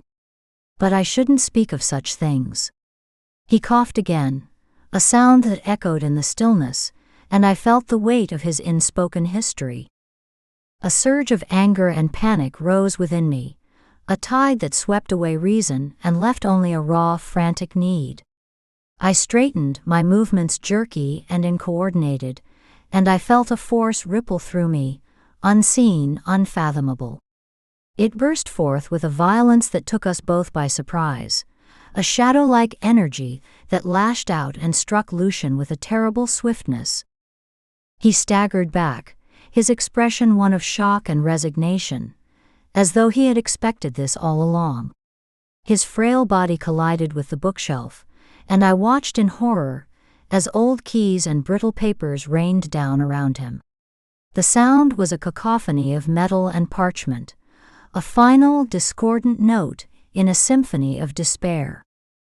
Lucian's eyes met mine one last time, wide and unblinking, before he crumpled to the cold stone floor.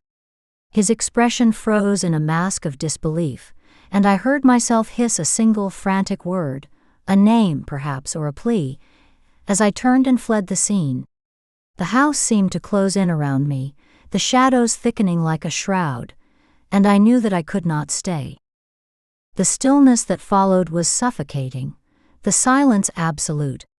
I felt the weight of it pressing against me, relentless and accusing, as I stumbled through the doorway and into the waiting dark. I ran, my footsteps a hollow echo in the corridors of that accursed house, each step a desperate attempt to outpace the shadows that pursued me. The walls closed in around me, narrowing with each frantic turn, until they seemed ready to crush the breath from my lungs. Doors loomed on either side, half-closed and watchful, their darkened interiors hiding secrets I dared not confront. Shattered mirrors lined the halls, reflecting 1,000 distorted images of my flight, each one more desperate than the last. The house was a labyrinth of decay, its passages twisting and forking in ways that defied logic and memory. I stumbled over cracked tiles, my pace erratic as I fought to navigate the maze. The air was heavy with dust and neglect, the silence broken only by the relentless pounding of my heart.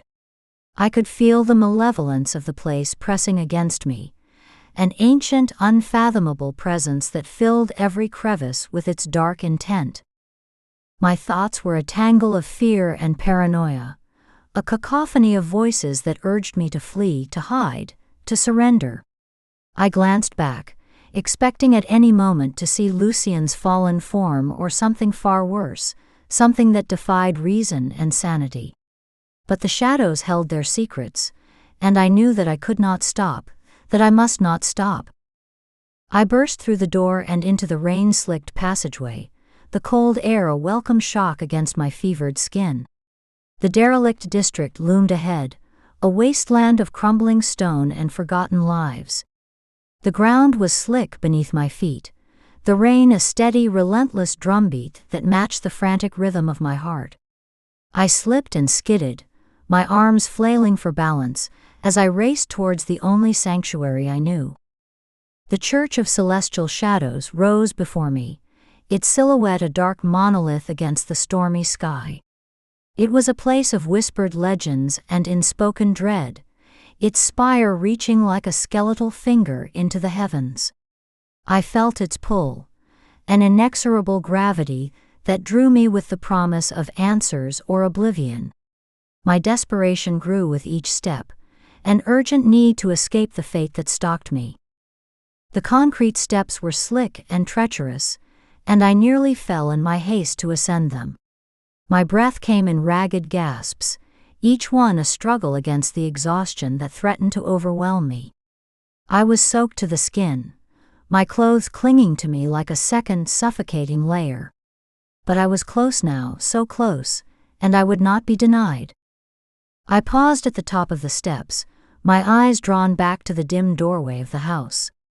It stood silent and accusing in the distance, the scattered remnants of my violence still visible in the fading light. I felt the weight of what I had done, of what I had become, and I was haunted by the knowledge that escape might be an illusion, that the shadows would find me no matter how far I ran. The heavy wooden doors of the church loomed before me, ancient and forbidding, their surfaces scarred by time and the elements. My hands trembled as I reached for them, the weight of my sins pressing against my chest like a physical thing. Distant thunder grumbled overhead, a cosmic indifference to my plight, as the doors began to creak open under my insistent push. I slipped inside, the darkness swallowing me whole, and the world outside faded to a distant, meaningless echo. Chapter 12: The Final Ritual. The church loomed around me, a cavernous expanse of shadow and ruin. My footsteps echoed against the cold stone, a solitary rhythm that matched the pulse of anticipation in my veins. I approached the altar with a mixture of reverence and dread, knowing what must be done and the dangers it might unleash. The altar stood like a sentinel, its ancient stones weathered by centuries of neglect. I placed the luminous trapezohedron at its center, my hands steady despite the tremor of uncertainty that rippled through me. Its faint glow cast an eerie light, a promise of the power it held and the madness it might awaken. I took a breath, clearing my throat in the stillness. The air was thick with dust and the memory of forgotten rituals. With deliberate care, I began to chant, my voice a measured cadence that filled the hollow space. My fingers traced symbols in the air above the artifact, each motion precise and laden with intent. The church seemed to shudder in response, the plaster on the walls shifting like old skin. The glow of the trapezohedron grew unstable, a subtle tremble that mirrored my growing unease. I pressed on, each word a struggle against the rising tide of fear. Dust motes floated lazily in thin beams of light, slicing through narrow gaps in the stained glass. The building creaked around me, a symphony of age and decay that mingled with the sound of my voice. It was a place of beauty and desolation, a fitting tomb for the knowledge I sought to unearth. The chant grew louder, more insistent. My voice resonated with the very bones of the structure, a haunting melody of ambition and desperation. The creaks turned to groans, and the walls seemed to breathe, expanding and contracting with the rhythm of the ritual. I felt the weight of the ages pressing down on me, the crushing indifference of forces beyond my understanding. But I could not stop. The words flowed from me, each syllable a step closer to the brink of revelation or ruin. The air was electric with tension, the atmosphere thick with impending doom. The artifact pulsed with light, a heartbeat of impending chaos. I pushed forward, my focus narrowing to a single point of obsession. The church was alive with the echoes of my defiance, and I knew the moment was near. The world held its breath, and I held mine, waiting for the darkness to respond. The door creaked open, a drawn-out groan that sliced through my concentration. I turned to see a tall figure silhouetted against the fading daylight, his presence a dark omen against the ritual's fragile progress. Leandro Vuković had found me. He stepped inside with deliberate, measured strides, the light casting his shadow long and menacing across the warped stone floor. His eyes, gray and penetrating, fixed on the altar with a mixture of authority and alarm. I felt the weight of his gaze, a silent condemnation of the madness he believed me to be courting. "Stop this madness," he commanded, his voice a firm, low tone that echoed in the vaulted space. The words were a knife, sharp and cutting through the thick air. He stood at the threshold, a sentinel against the chaos I had set in motion. I faltered, my voice wavering as I met his eyes. But determination flared within me, and I resumed the chant with renewed intensity. I would not be swayed by his warnings, nor by the fear that gnawed at the edges of my resolve. Leandro's gaze narrowed, and he began to move toward me. Each step was deliberate, sending tiny puffs of dust spiraling in his wake. His hands, coarse and capable, unclasped a worn leather strap around his wrist, a gesture that spoke of preparation and inevitability. "You do not understand what you are unleashing," he said, his tone both urgent and resigned. He approached with the caution of one who knows the cost of forbidden knowledge, his presence a stark contrast to my reckless ambition. I felt a surge of defiance, my words rising to meet the challenge he posed. The church groaned around us, the walls shifting and cracking as if in response to our clash of wills. The luminous trapezohedron pulsed with an erratic light, a heartbeat of gathering chaos. Leandro's steps were steady, his resolve unshaken. He was the last guardian of ancient secrets, a man burdened with the duty to protect. But I was driven by a hunger he could not comprehend, a need to uncover truths that lay beyond the veil of reason. The tension mounted, the very air charged with the threat of catastrophe. The building seemed to breathe with us, each inhale a promise of destruction, each exhale a whisper of dread. The soundscape was a cacophony of creaks and chants, a symphony of impending doom. Leandro's eyes never left the artifact, the shifting mass of light and shadow that defied understanding. I saw the determination in his face, the grim acceptance of what must be done. But I would not relent. The words poured from me, a torrent of obsession and desperation. We stood locked in a high-stakes standoff, the church a battleground for our opposing fates.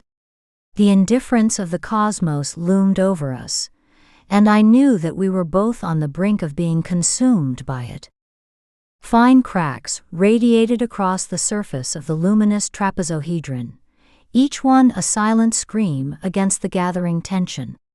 I watched, transfixed, as they spread like a web of doom, knowing the shattering was inevitable and the consequences unimaginable.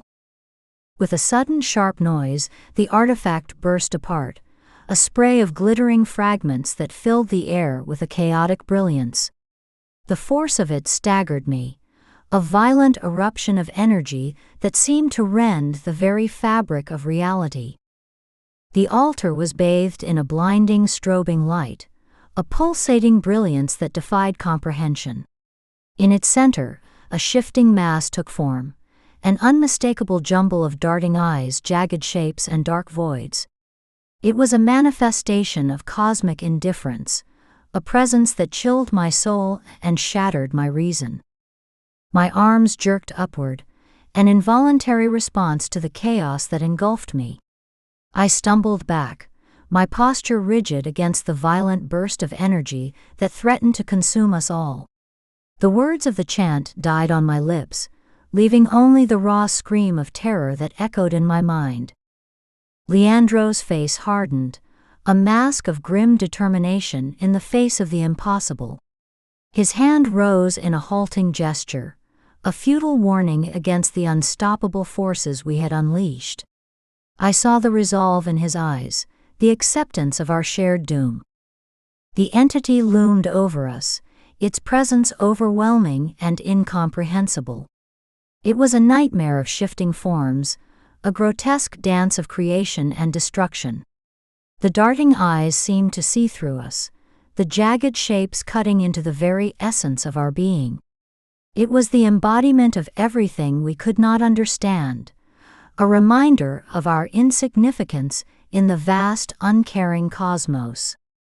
The crystal pieces lay scattered on the cold stone floor, glittering like stars fallen from the sky. Shadows twisted and contorted around us, a macabre ballet of darkness and light. The church trembled with the force of the encounter, the aging structure straining against the unnatural presence. We were frozen in a moment of stark terror, two fragile souls caught in the web of forces beyond our control. The indifference of the universe loomed over us, an eternal, unyielding truth that left us powerless and exposed. The light pulsed, a relentless rhythm of chaos and inevitability. The entity writhed, a shifting mass of horror that defied all logic and sanity. I felt the weight of it crushing down on me, the sense of dread suffocating and absolute. In that moment, I understood the futility of our struggle, the hopelessness of challenging what cannot be known or conquered. We were nothing, less than nothing, and the darkness would swallow us whole. Chapter 13, Nyctathoth Unleashed. The church loomed like a forgotten relic, its once grand facade now a monument to decay. Time had worn its stone walls thin, and the cold air seeped through the cracks like a persistent ghost. I stood at the center, surrounded by shadows and the faint scent of dampness, arranging the scattered remnants of my design. The vials, dried herbs, and chalk runes lay like offerings on the cold stone floor, each placed with the care of a grieving mourner. The place had once been known as the Church of Celestial Shadows, though its true purpose had long been obscured by dust and neglect. I had chosen it for its isolation, for the way its silence seemed to echo my own. The altar stood cracked and forgotten, but I saw in it a promise, a gateway to knowledge that had eluded me. My hands moved with a trembling precision as I set the final piece of the ritual in place, the pages of forbidden texts whispering their secrets in the corners of my mind.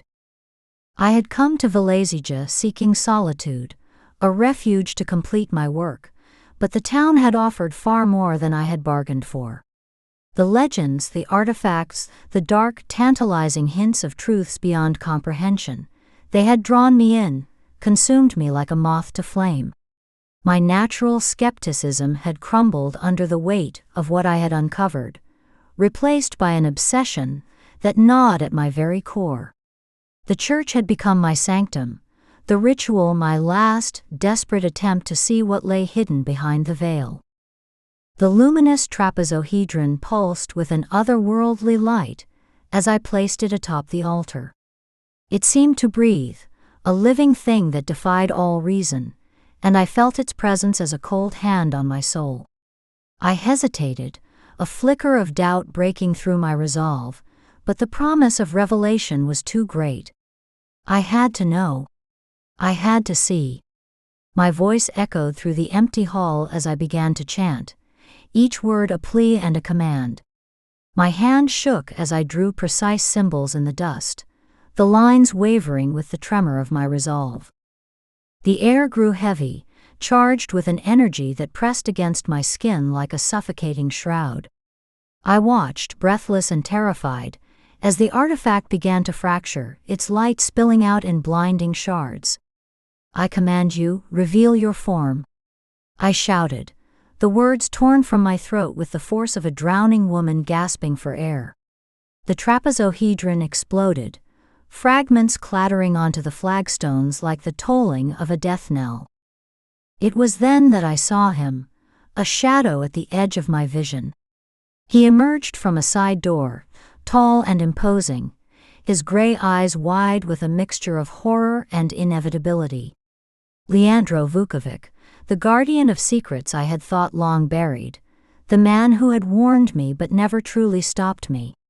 He raised a hand, a silent plea, a futile gesture to halt the chaos I had unleashed. The candles flickered wildly, casting harsh light on my clenched fists and the determined set of my features. I was past the point of no return, past the point of reason.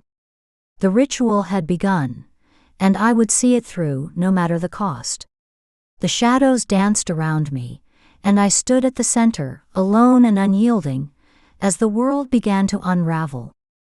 The light was blinding, a pale and ghastly illumination that swallowed the church in its entirety. I staggered back, my eyes struggling to comprehend the horror that unfolded before me. It emerged from the shattered remains of the trapezohedron, a swirling mass of eyes, claws, and void, a form so vast and alien that my mind recoiled from it. Nyctathoth. The name reverberated through my consciousness, like the tolling of a cosmic bell. The creature's presence defied all sense of reality, its constantly shifting form a nightmare of non-Euclidean geometry. Faces appeared and vanished within its darkness, each more grotesque and impossible than the last.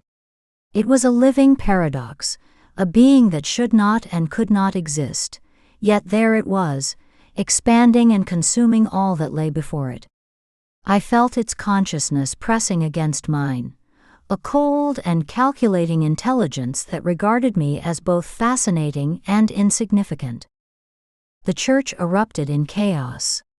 Stained glass shattered, casting shards of colored light that danced madly in the entity's glow.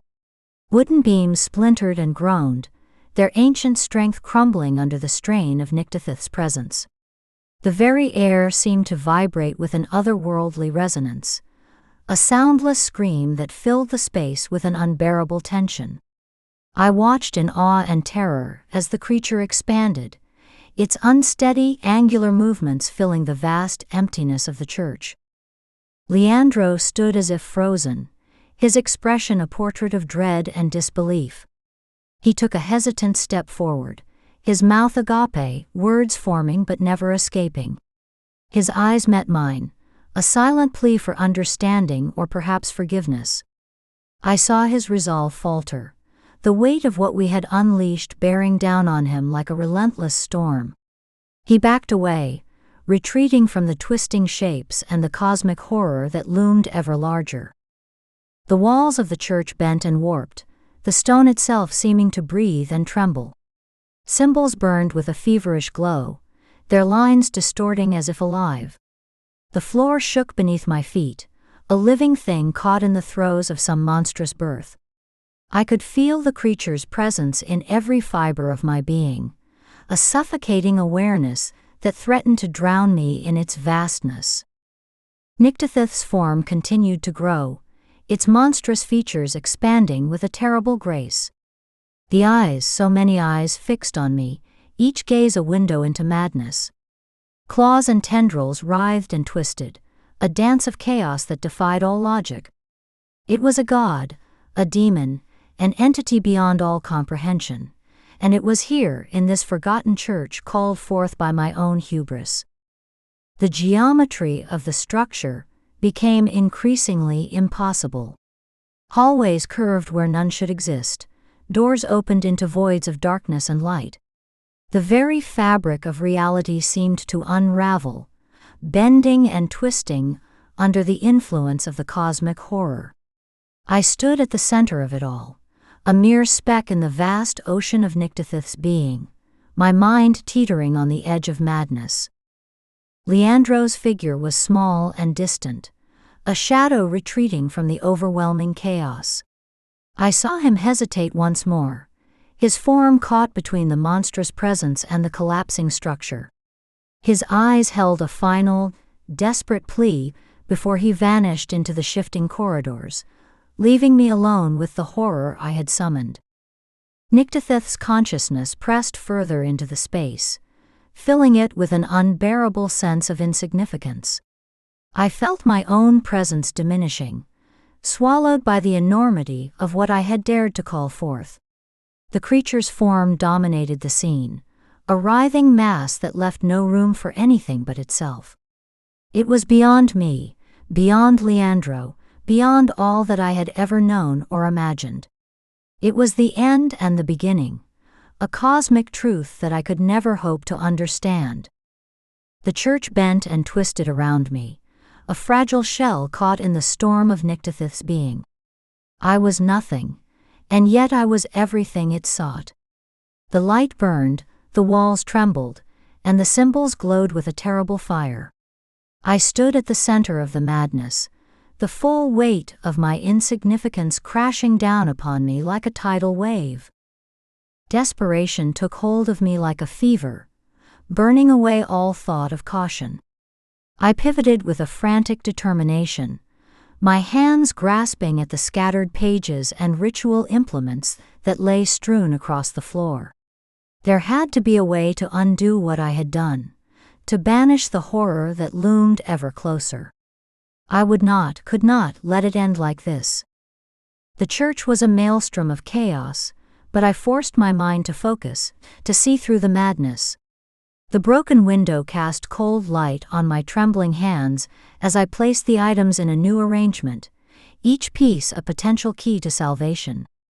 The ink-stained pages whispered their half-forgotten secrets as I worked, the edges damp and curling in the chill air. I shouted into the void, a declaration of defiance and resolve. I will undo this curse. The words echoed back at me, a mocking chorus that only fueled my determination. I stamped out hastily drawn symbols on the stone floor, my feet moving with a desperate urgency. Time was slipping through my fingers like sand, each second bringing the monstrous form ever closer. My hands worked rapidly, scribbling glyphs onto damp paper, the ink mingling with smears of an unidentified viscous substance. Nyctathoth's many eyes fixed on me, a chilling reminder of the cosmic scale of the force I faced. Its approach was slow and deliberate, a predator savoring the inevitability of its prey. I felt the weight of its gaze, a cold and calculating intelligence that saw me as both a curiosity and a conquest. The creature's dark mass loomed ever larger, its form shifting and writhing with a terrible grace. The church twisted around me, the very structure bending under the influence of the cosmic horror. Walls curved at impossible angles, doorways opened into nothingness, and the symbols on the walls burned with a feverish light. I was caught in a nightmare of my own making, a reality that defied all logic and reason. Yet still I fought, still I believed that I could find a way to set things right. My fingers were numb with cold and fear, but I forced them to continue, to write the words that might save me. Each glyph was a lifeline, a fragile hope against the certainty of doom. The ink smeared and ran, mingling with the dampness of my breath and the sweat of my exertion. I was a woman possessed, driven by a need to see beyond the void, to conquer the unknowable. Nyctathoth's form filled the space, its presence a suffocating awareness that pressed against my very soul. The creature's many faces shifted and changed, each a glimpse into madness that threatened to consume me. I could feel its consciousness reaching out, a cold and relentless tide that swallowed all in its path. The angles of the church twisted ever more grotesquely, the structure collapsing into a surreal and nightmarish vision. I placed the last of the ritual implements in a careful line, my eyes flicking desperately between the incomplete inscription and the advancing horror. There was so little time, so few lines left to write. The creature's dark mass invaded the frame, obscuring everything but itself. I felt the ink-stained paper slip from my fingers as the cosmic truth enveloped me. My hand stretched out, reaching for the words that would never be written. The monstrous form of Nyctathoth loomed over me, a vast and inscrutable presence that defied all understanding. The ritual was undone, the curse unbroken. My own insignificance crashed down upon me like a tidal wave, drowning all hope in its relentless wake. The world faded into darkness, and I was nothing. Chapter 14: The Price of Knowledge. The church loomed in solemn ruin, its once proud arches now crumbling under the weight of years and neglect. Symbols of forgotten faith adorned the peeling walls, their meanings lost to time and decay. I stood at the cracked stone altar, a solitary figure amidst the dust and shadows, my trembling hands poised above the scattered relics of a world I had only begun to fathom. The air was stagnant, heavy with the scent of mildew and ancient despair, yet it felt alive with a presence I dared not name. The Church of Celestial Shadows, they called it, a place where whispers of the old cult still lingered like ghosts of a time best left forgotten. I had come to Velezija seeking solitude, a quiet place to finish my novel and escape the noise of the world. But the town had drawn me into its web, enticing me with mysteries I could not resist. My natural skepticism had been my armor, protecting me from the superstitions of the villagers, but it had worn thin as I uncovered truths that defied logic and reason. Now, standing in the ruins of this forsaken church, I was a woman possessed, driven by a need to know, to understand, to see beyond the veil of reality itself. The artifact had shattered my sense of the possible, its fragments lodged in my mind like splinters of forbidden knowledge. I was alone, my once orderly thoughts now a tangle of fear and obsession. Before me lay the remnants of the shattered luminous trapezohedron, its jagged pieces arranged in a careful pattern amidst the circle of aged candles. Each relic was a testament to my desperate search, a piece of the puzzle I had sacrificed so much to solve. The candles flickered weakly, their flames struggling against the oppressive gloom, casting uneven light on my determined face. I clutched a tarnished silver dagger, its blade reflecting the dim glow with a dull, malevolent gleam. My heart raced with the thrill of discovery, and the terror of what that discovery might mean. I had gone too far to turn back now. The path was set, and I would see it through to the end, whatever that end might be. I raised my hands and began to chant, the arcane words foreign yet strangely familiar on my lips. They echoed off the warped walls, a litany of madness and revelation that filled the hollow spaces with a sound both sacred and profane. My voice wavered, but I forced myself to continue, punctuating each intonation with a deliberate, slicing motion in the air. The luminous trapezohedron seemed to pulse in response, a low hum building from its crystalline depths. I felt a connection, a terrible understanding that transcended language and thought. The artifact was speaking to me, and I was helpless to do anything but listen. The hum grew louder, resonating through the church with a dissonance that set my teeth on edge. The candle flames danced wildly, casting grotesque shadows that writhed along the cracked stone floor. I faltered for a moment, fear clawing at my resolve, but the need to know pushed me onward. My voice rose above the growing tumult, a cry of defiance against the forces that sought to unmake me. I was so close, so terribly close to the truth that had eluded me for so long. The walls seemed to close in, the air thick with a pressure that threatened to crush my fragile sanity. I was on the brink, teetering at the edge of an abyss I could not see. The artifact's hum became a roar, filling my head with a sound like the end of all things. I staggered, my legs weak beneath me, but my hands remained steady. The candles flared, their light blinding in the darkness, and the church itself seemed to tremble in anticipation. I was a conduit, a vessel for knowledge that should never be known, and I embraced it with a fervor that bordered on madness. The final syllables left my lips in a breathless gasp, and I brought the dagger down in one last, desperate motion. The world held its breath, and I with it, waiting for the inevitable and the unknown. The world twisted around me, a nightmarish distortion of angles and shapes that defied all reason. The stone arches bent in grotesque parodies of themselves, and the shadows writhed like living things creeping hungrily across the floor. I staggered, my body convulsing with a pain that was more than physical, my mind reeling from the impossibility of it all. The geometry of the church warped and shifted, as if the very fabric of reality was unraveling before my eyes. The ritual had worked, but not in the way I had hoped.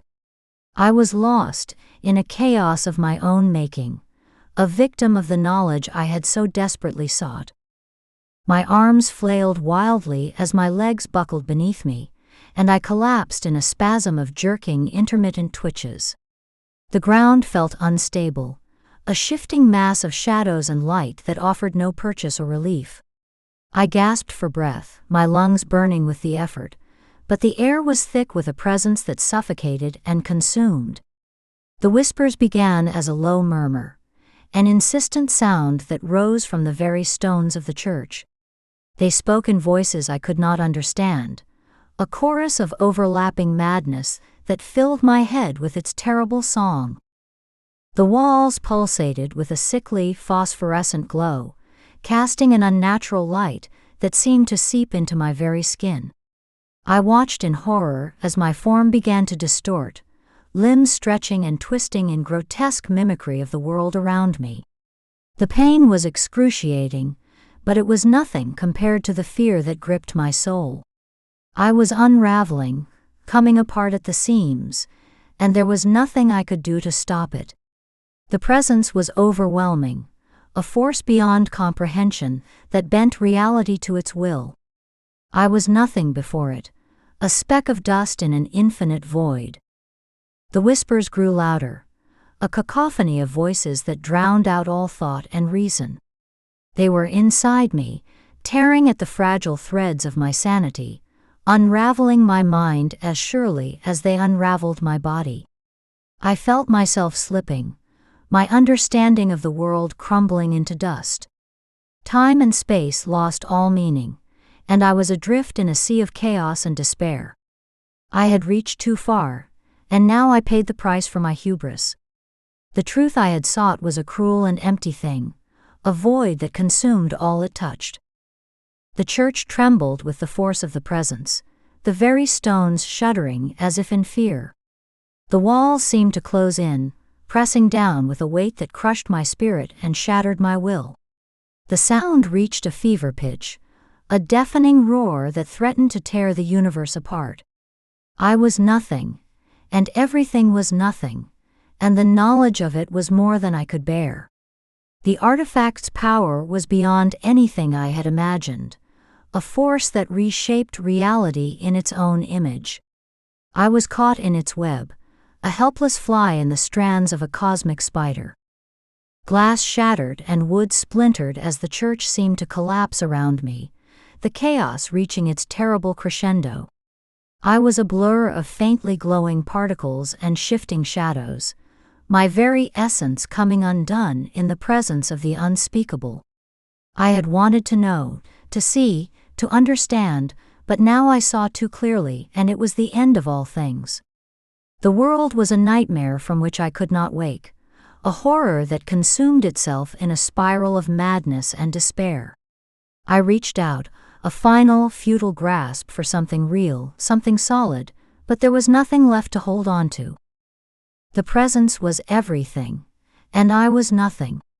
The church collapsed into darkness, and I with it, a single lost soul in the vastness of eternity. I pushed forward through the debris-strewn aisle, my coat torn and my shoulders slumped under the weight of forces I could barely comprehend. The church twisted and shuddered around me, a living thing in the throes of agony. I raised a hand, my fingers splayed in a gesture of warning and despair, but my voice was swallowed by the building cacophony. "Elowen, no." I called out, but the words were lost in the roar of the collapsing world. I was too late, and I knew it, but I could not abandon her to this fate. Not now, not after everything. The Church of Celestial Shadows was a maelstrom of sound and light, an unholy chaos that defied description and reason. I had tried to warn her, to keep her from the path that led to this moment, but she had not listened. Her curiosity was a fire that consumed, and now it would consume her utterly. I stumbled forward, my movements slow and labored under the oppressive weight of the presence that filled the air. The shadows were alive, reaching for me with dark, hungry fingers, but I pushed on, driven by a need to save what could not be saved.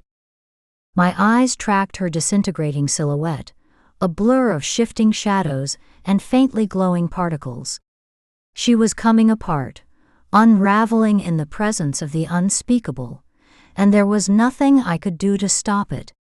Her form flickered and twisted, a ghostly echo of the woman I had tried to protect. The sound of shattering glass and splintering wood filled the air, a terrible symphony that marked the end of all things.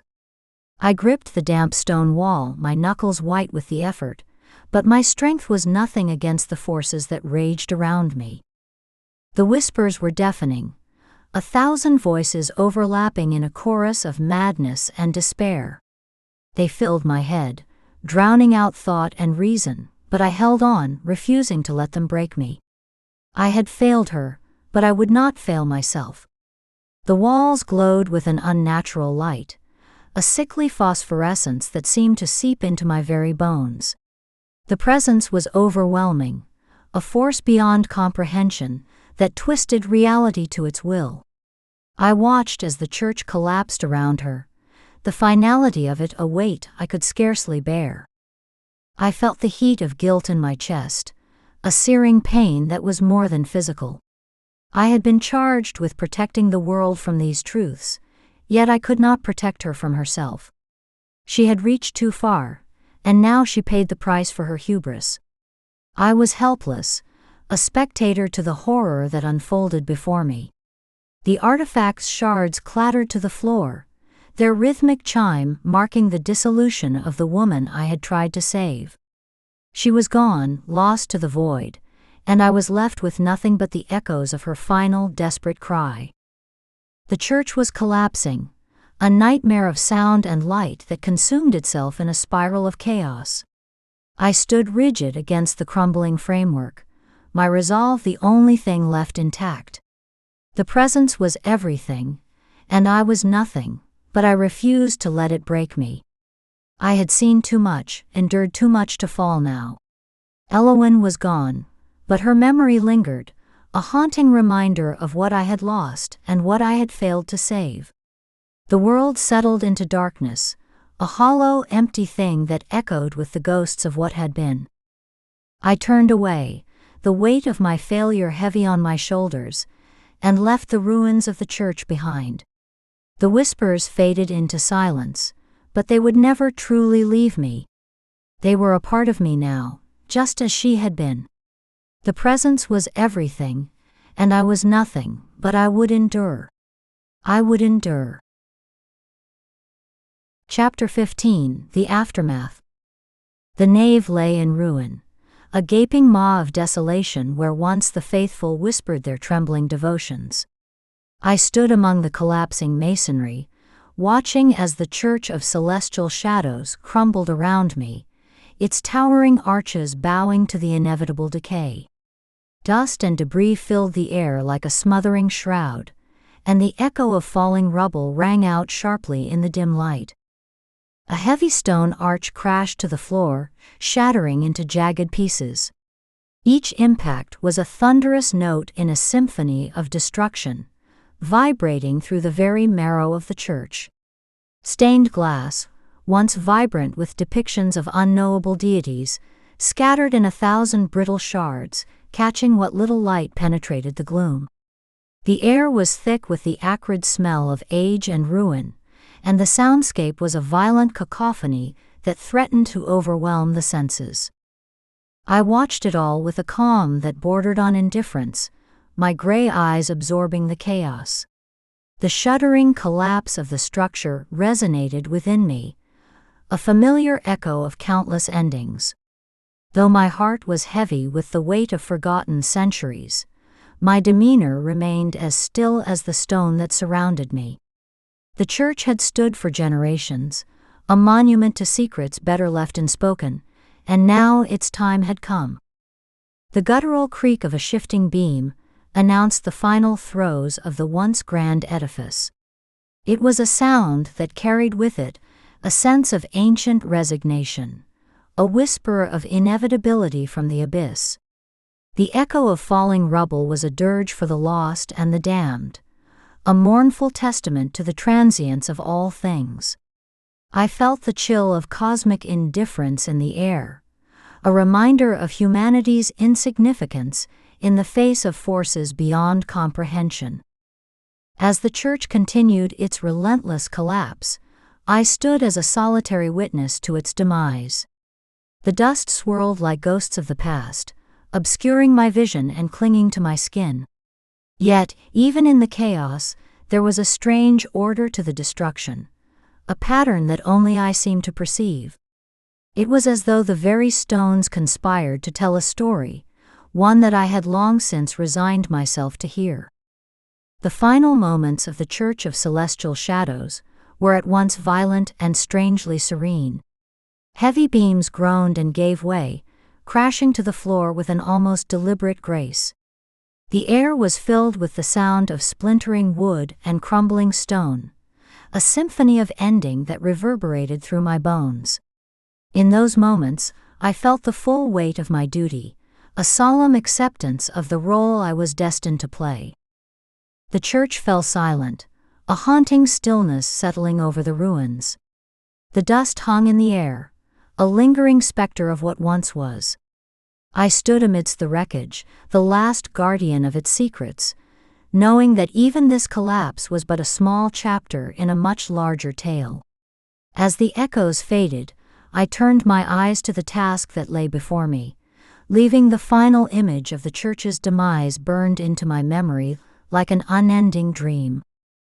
I moved through the narrow gap in the rubble, my steps slow and deliberate, as if treading upon the bones of the past.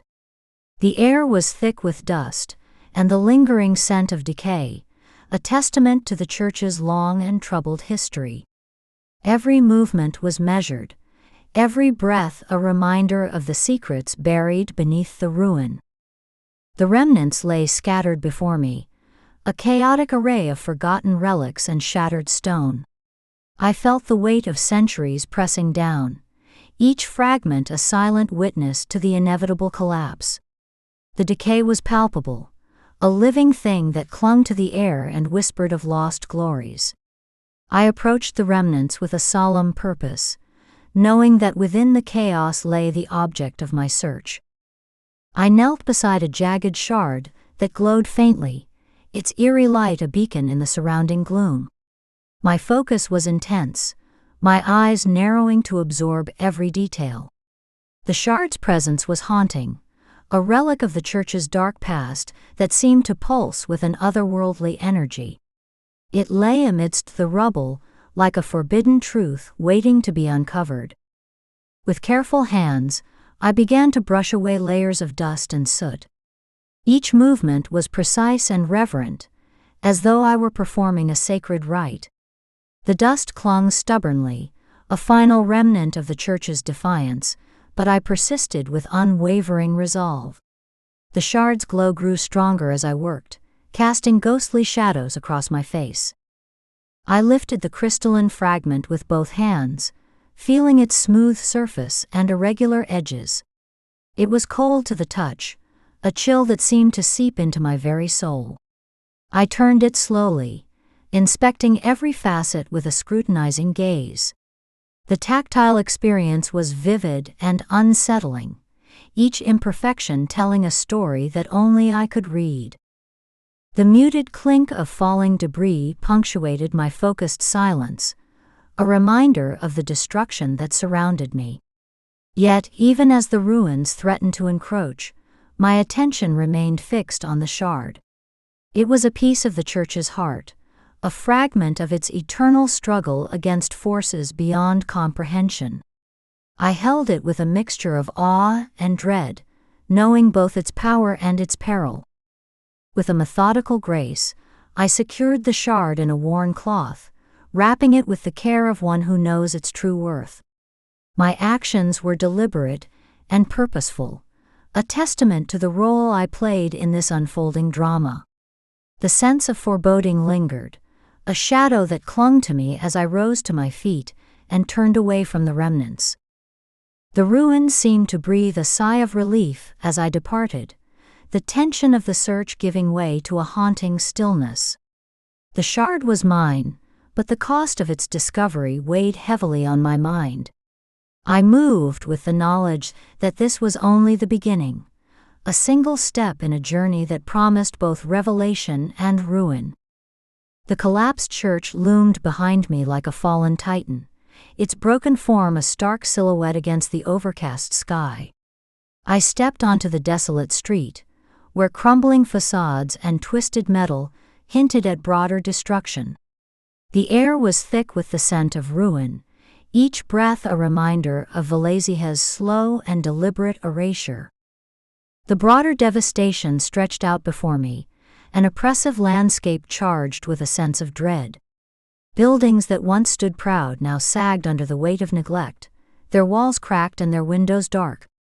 The very ground seemed to tremble with uncertainty, a reflection of the town's impending doom.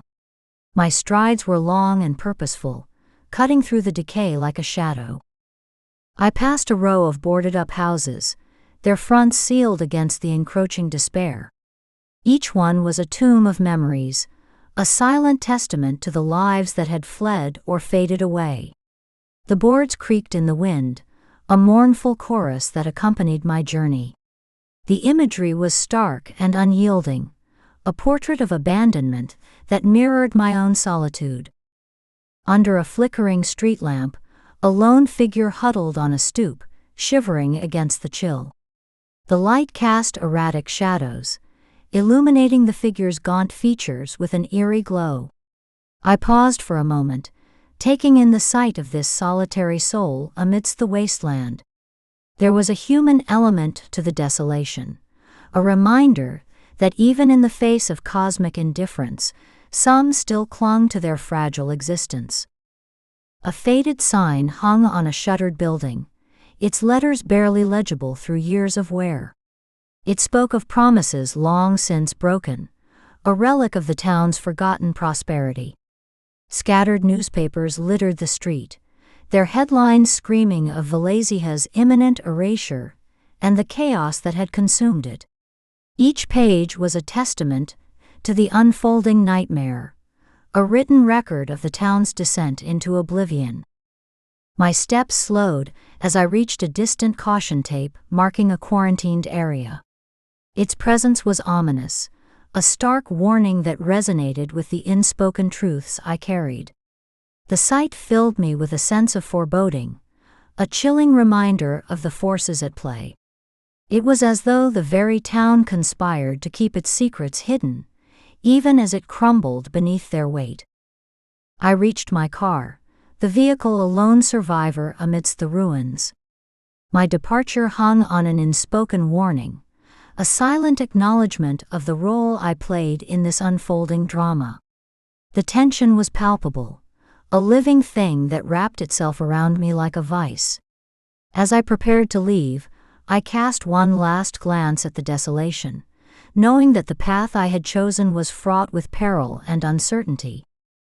The town lay behind me, a testament to the decay that had taken root in its very soul. The echoes of its collapse followed me, a haunting refrain that promised no respite. Yet, even in the face of such overwhelming odds, I felt a spark of resolve, a determination to see the journey through to its bitter end. With the shard secured, and the weight of knowledge heavy on my mind, I drove into the unknown, leaving Velezija's fate to unravel in my wake. Chapter 16: Echoes of Horror. I stood before the ruin, a once proud house now humbled by time and flame. Shattered windows stared like empty eyes, and the wind howled through the charred remains, giving the structure a ghostly semblance of life. The air was thick with ash and memory, and I felt a chill that reached beyond the skin into the very marrow of my intentions. The house loomed in silent accusation, a monument to forgotten sins, and I hesitated only long enough to register its lost grandeur before pushing forward into its depths. Inside, the floor was a treacherous landscape of debris and decay. I moved with deliberate care, my footsteps sending echoes through the hollowed rooms. Splintered wood and glass crunched beneath my boots, each sound a whisper of the destruction that had taken place. Dust hung in the air, visible in the weak light that filtered through broken walls. The quiet was unsettling, an oppressive silence that seemed to watch with unseen eyes. I picked my way through the wreckage, noting the remnants of lives interrupted. A toppled shelf spilled its contents, a mix of books and papers blackened at the edges. The smell of smoke lingered, a ghost of the fire that had ravaged the place. I paused to examine a pile of charred documents, each page a testament to the secrets lost in the blaze. The walls around me were collapsed, leaving gaping wounds where rooms once stood. This had been a home, filled with voices and warmth, now reduced to a cold shell. A tattered fabric hung limply from a broken doorway, and I brushed it aside with a gloved hand. Beneath, half buried in ash and debris, lay a journal with a cracked leather spine. My heart quickened at the sight, the promise of answers drawing me closer. I crouched beside it, anticipation mingling with the dust that coated my fingertips. The journal was fragile, its cover scorched and brittle, but it held the weight of untold stories. I pushed aside the loose debris, revealing the final page. The handwriting was uneven, smudged by haste or fear, and the words struck with a chilling clarity. The dark is not empty, it watches, it waits, it. The sentence trailed off into an ominous uncertainty, leaving the rest to dreadful imagination. I felt a thrill of discovery, tempered by the unsettling implications of the words. They spoke of knowledge best left buried, of truths that could unravel the mind. Carefully, I flipped through the remaining pages, each turn a delicate operation. The handwriting varied, at times bold and confident, at others shaky and desperate. The journal's contents were a tapestry of thoughts and obsessions, a glimpse into the unraveling of its author. The paper crumbled at the edges, threatening to disintegrate under my touch. It was a treasure trove of secrets, and I absorbed it with the hunger of a man starved for answers. The wind rattled through the broken windows, underscoring every movement with a mournful cry. The atmosphere was thick with unease, a living presence that pressed in from all sides. I felt the weight of the ruin bearing down on me, the desolation a constant reminder of what had been lost. Yet amid the decay and despair, my curiosity burned bright and insistent. It was a dangerous flame, one that had led me to places darker than this, but I could not extinguish it if I tried. I lingered in the space, letting the eerie silence seep into my bones. The air was cold, but the chill I felt was deeper, an unsettling premonition that I could not shake. Dust coated my clothes and skin, and I wiped my palms on my pants, leaving streaks of gray across the fabric. The journal lay before me, a fragile connection to the past, and I felt the familiar pull of a story waiting to be told. The ruin watched with empty eyes, and I knew that its secrets were not given freely. But I was determined, reckless in my pursuit, and I would not leave until I had unearthed every last truth. I closed the journal with a measured snap, the sound sharp in the surrounding silence. Dust clung to my skin and clothes, and I stood slowly, taking in the desolate scene with a renewed sense of purpose. The ruin was a hollow shell, but it was not empty, and I felt the weight of its secrets pressing in from all sides. I wiped my hands on my pants, leaving trails of gray across the fabric, and turned my attention to the shadowed corners of the space, where the light was weakest and the darkness seemed to gather with intent. There, beyond the reach of the feeble daylight, I saw a silhouette emerging from behind a crumbling pillar. The figure was tall and still, an unexpected presence in the ruined house. It stood in quiet defiance of the decay around it, and I felt a jolt of surprise that quickly turned to suspicion. My heart beat faster, a drum of adrenaline and uncertainty, as I tried to make sense of its sudden appearance. The ruin had felt deserted, abandoned to time and ash, but now I was not so sure. Instincts, honed by years of investigation, kicked in, and I assessed the figure with a cautious gaze. It remained motionless, as if waiting for me to make the first move. One hand casually held an object that caught the light, a shard that emitted a soft pulsing glow.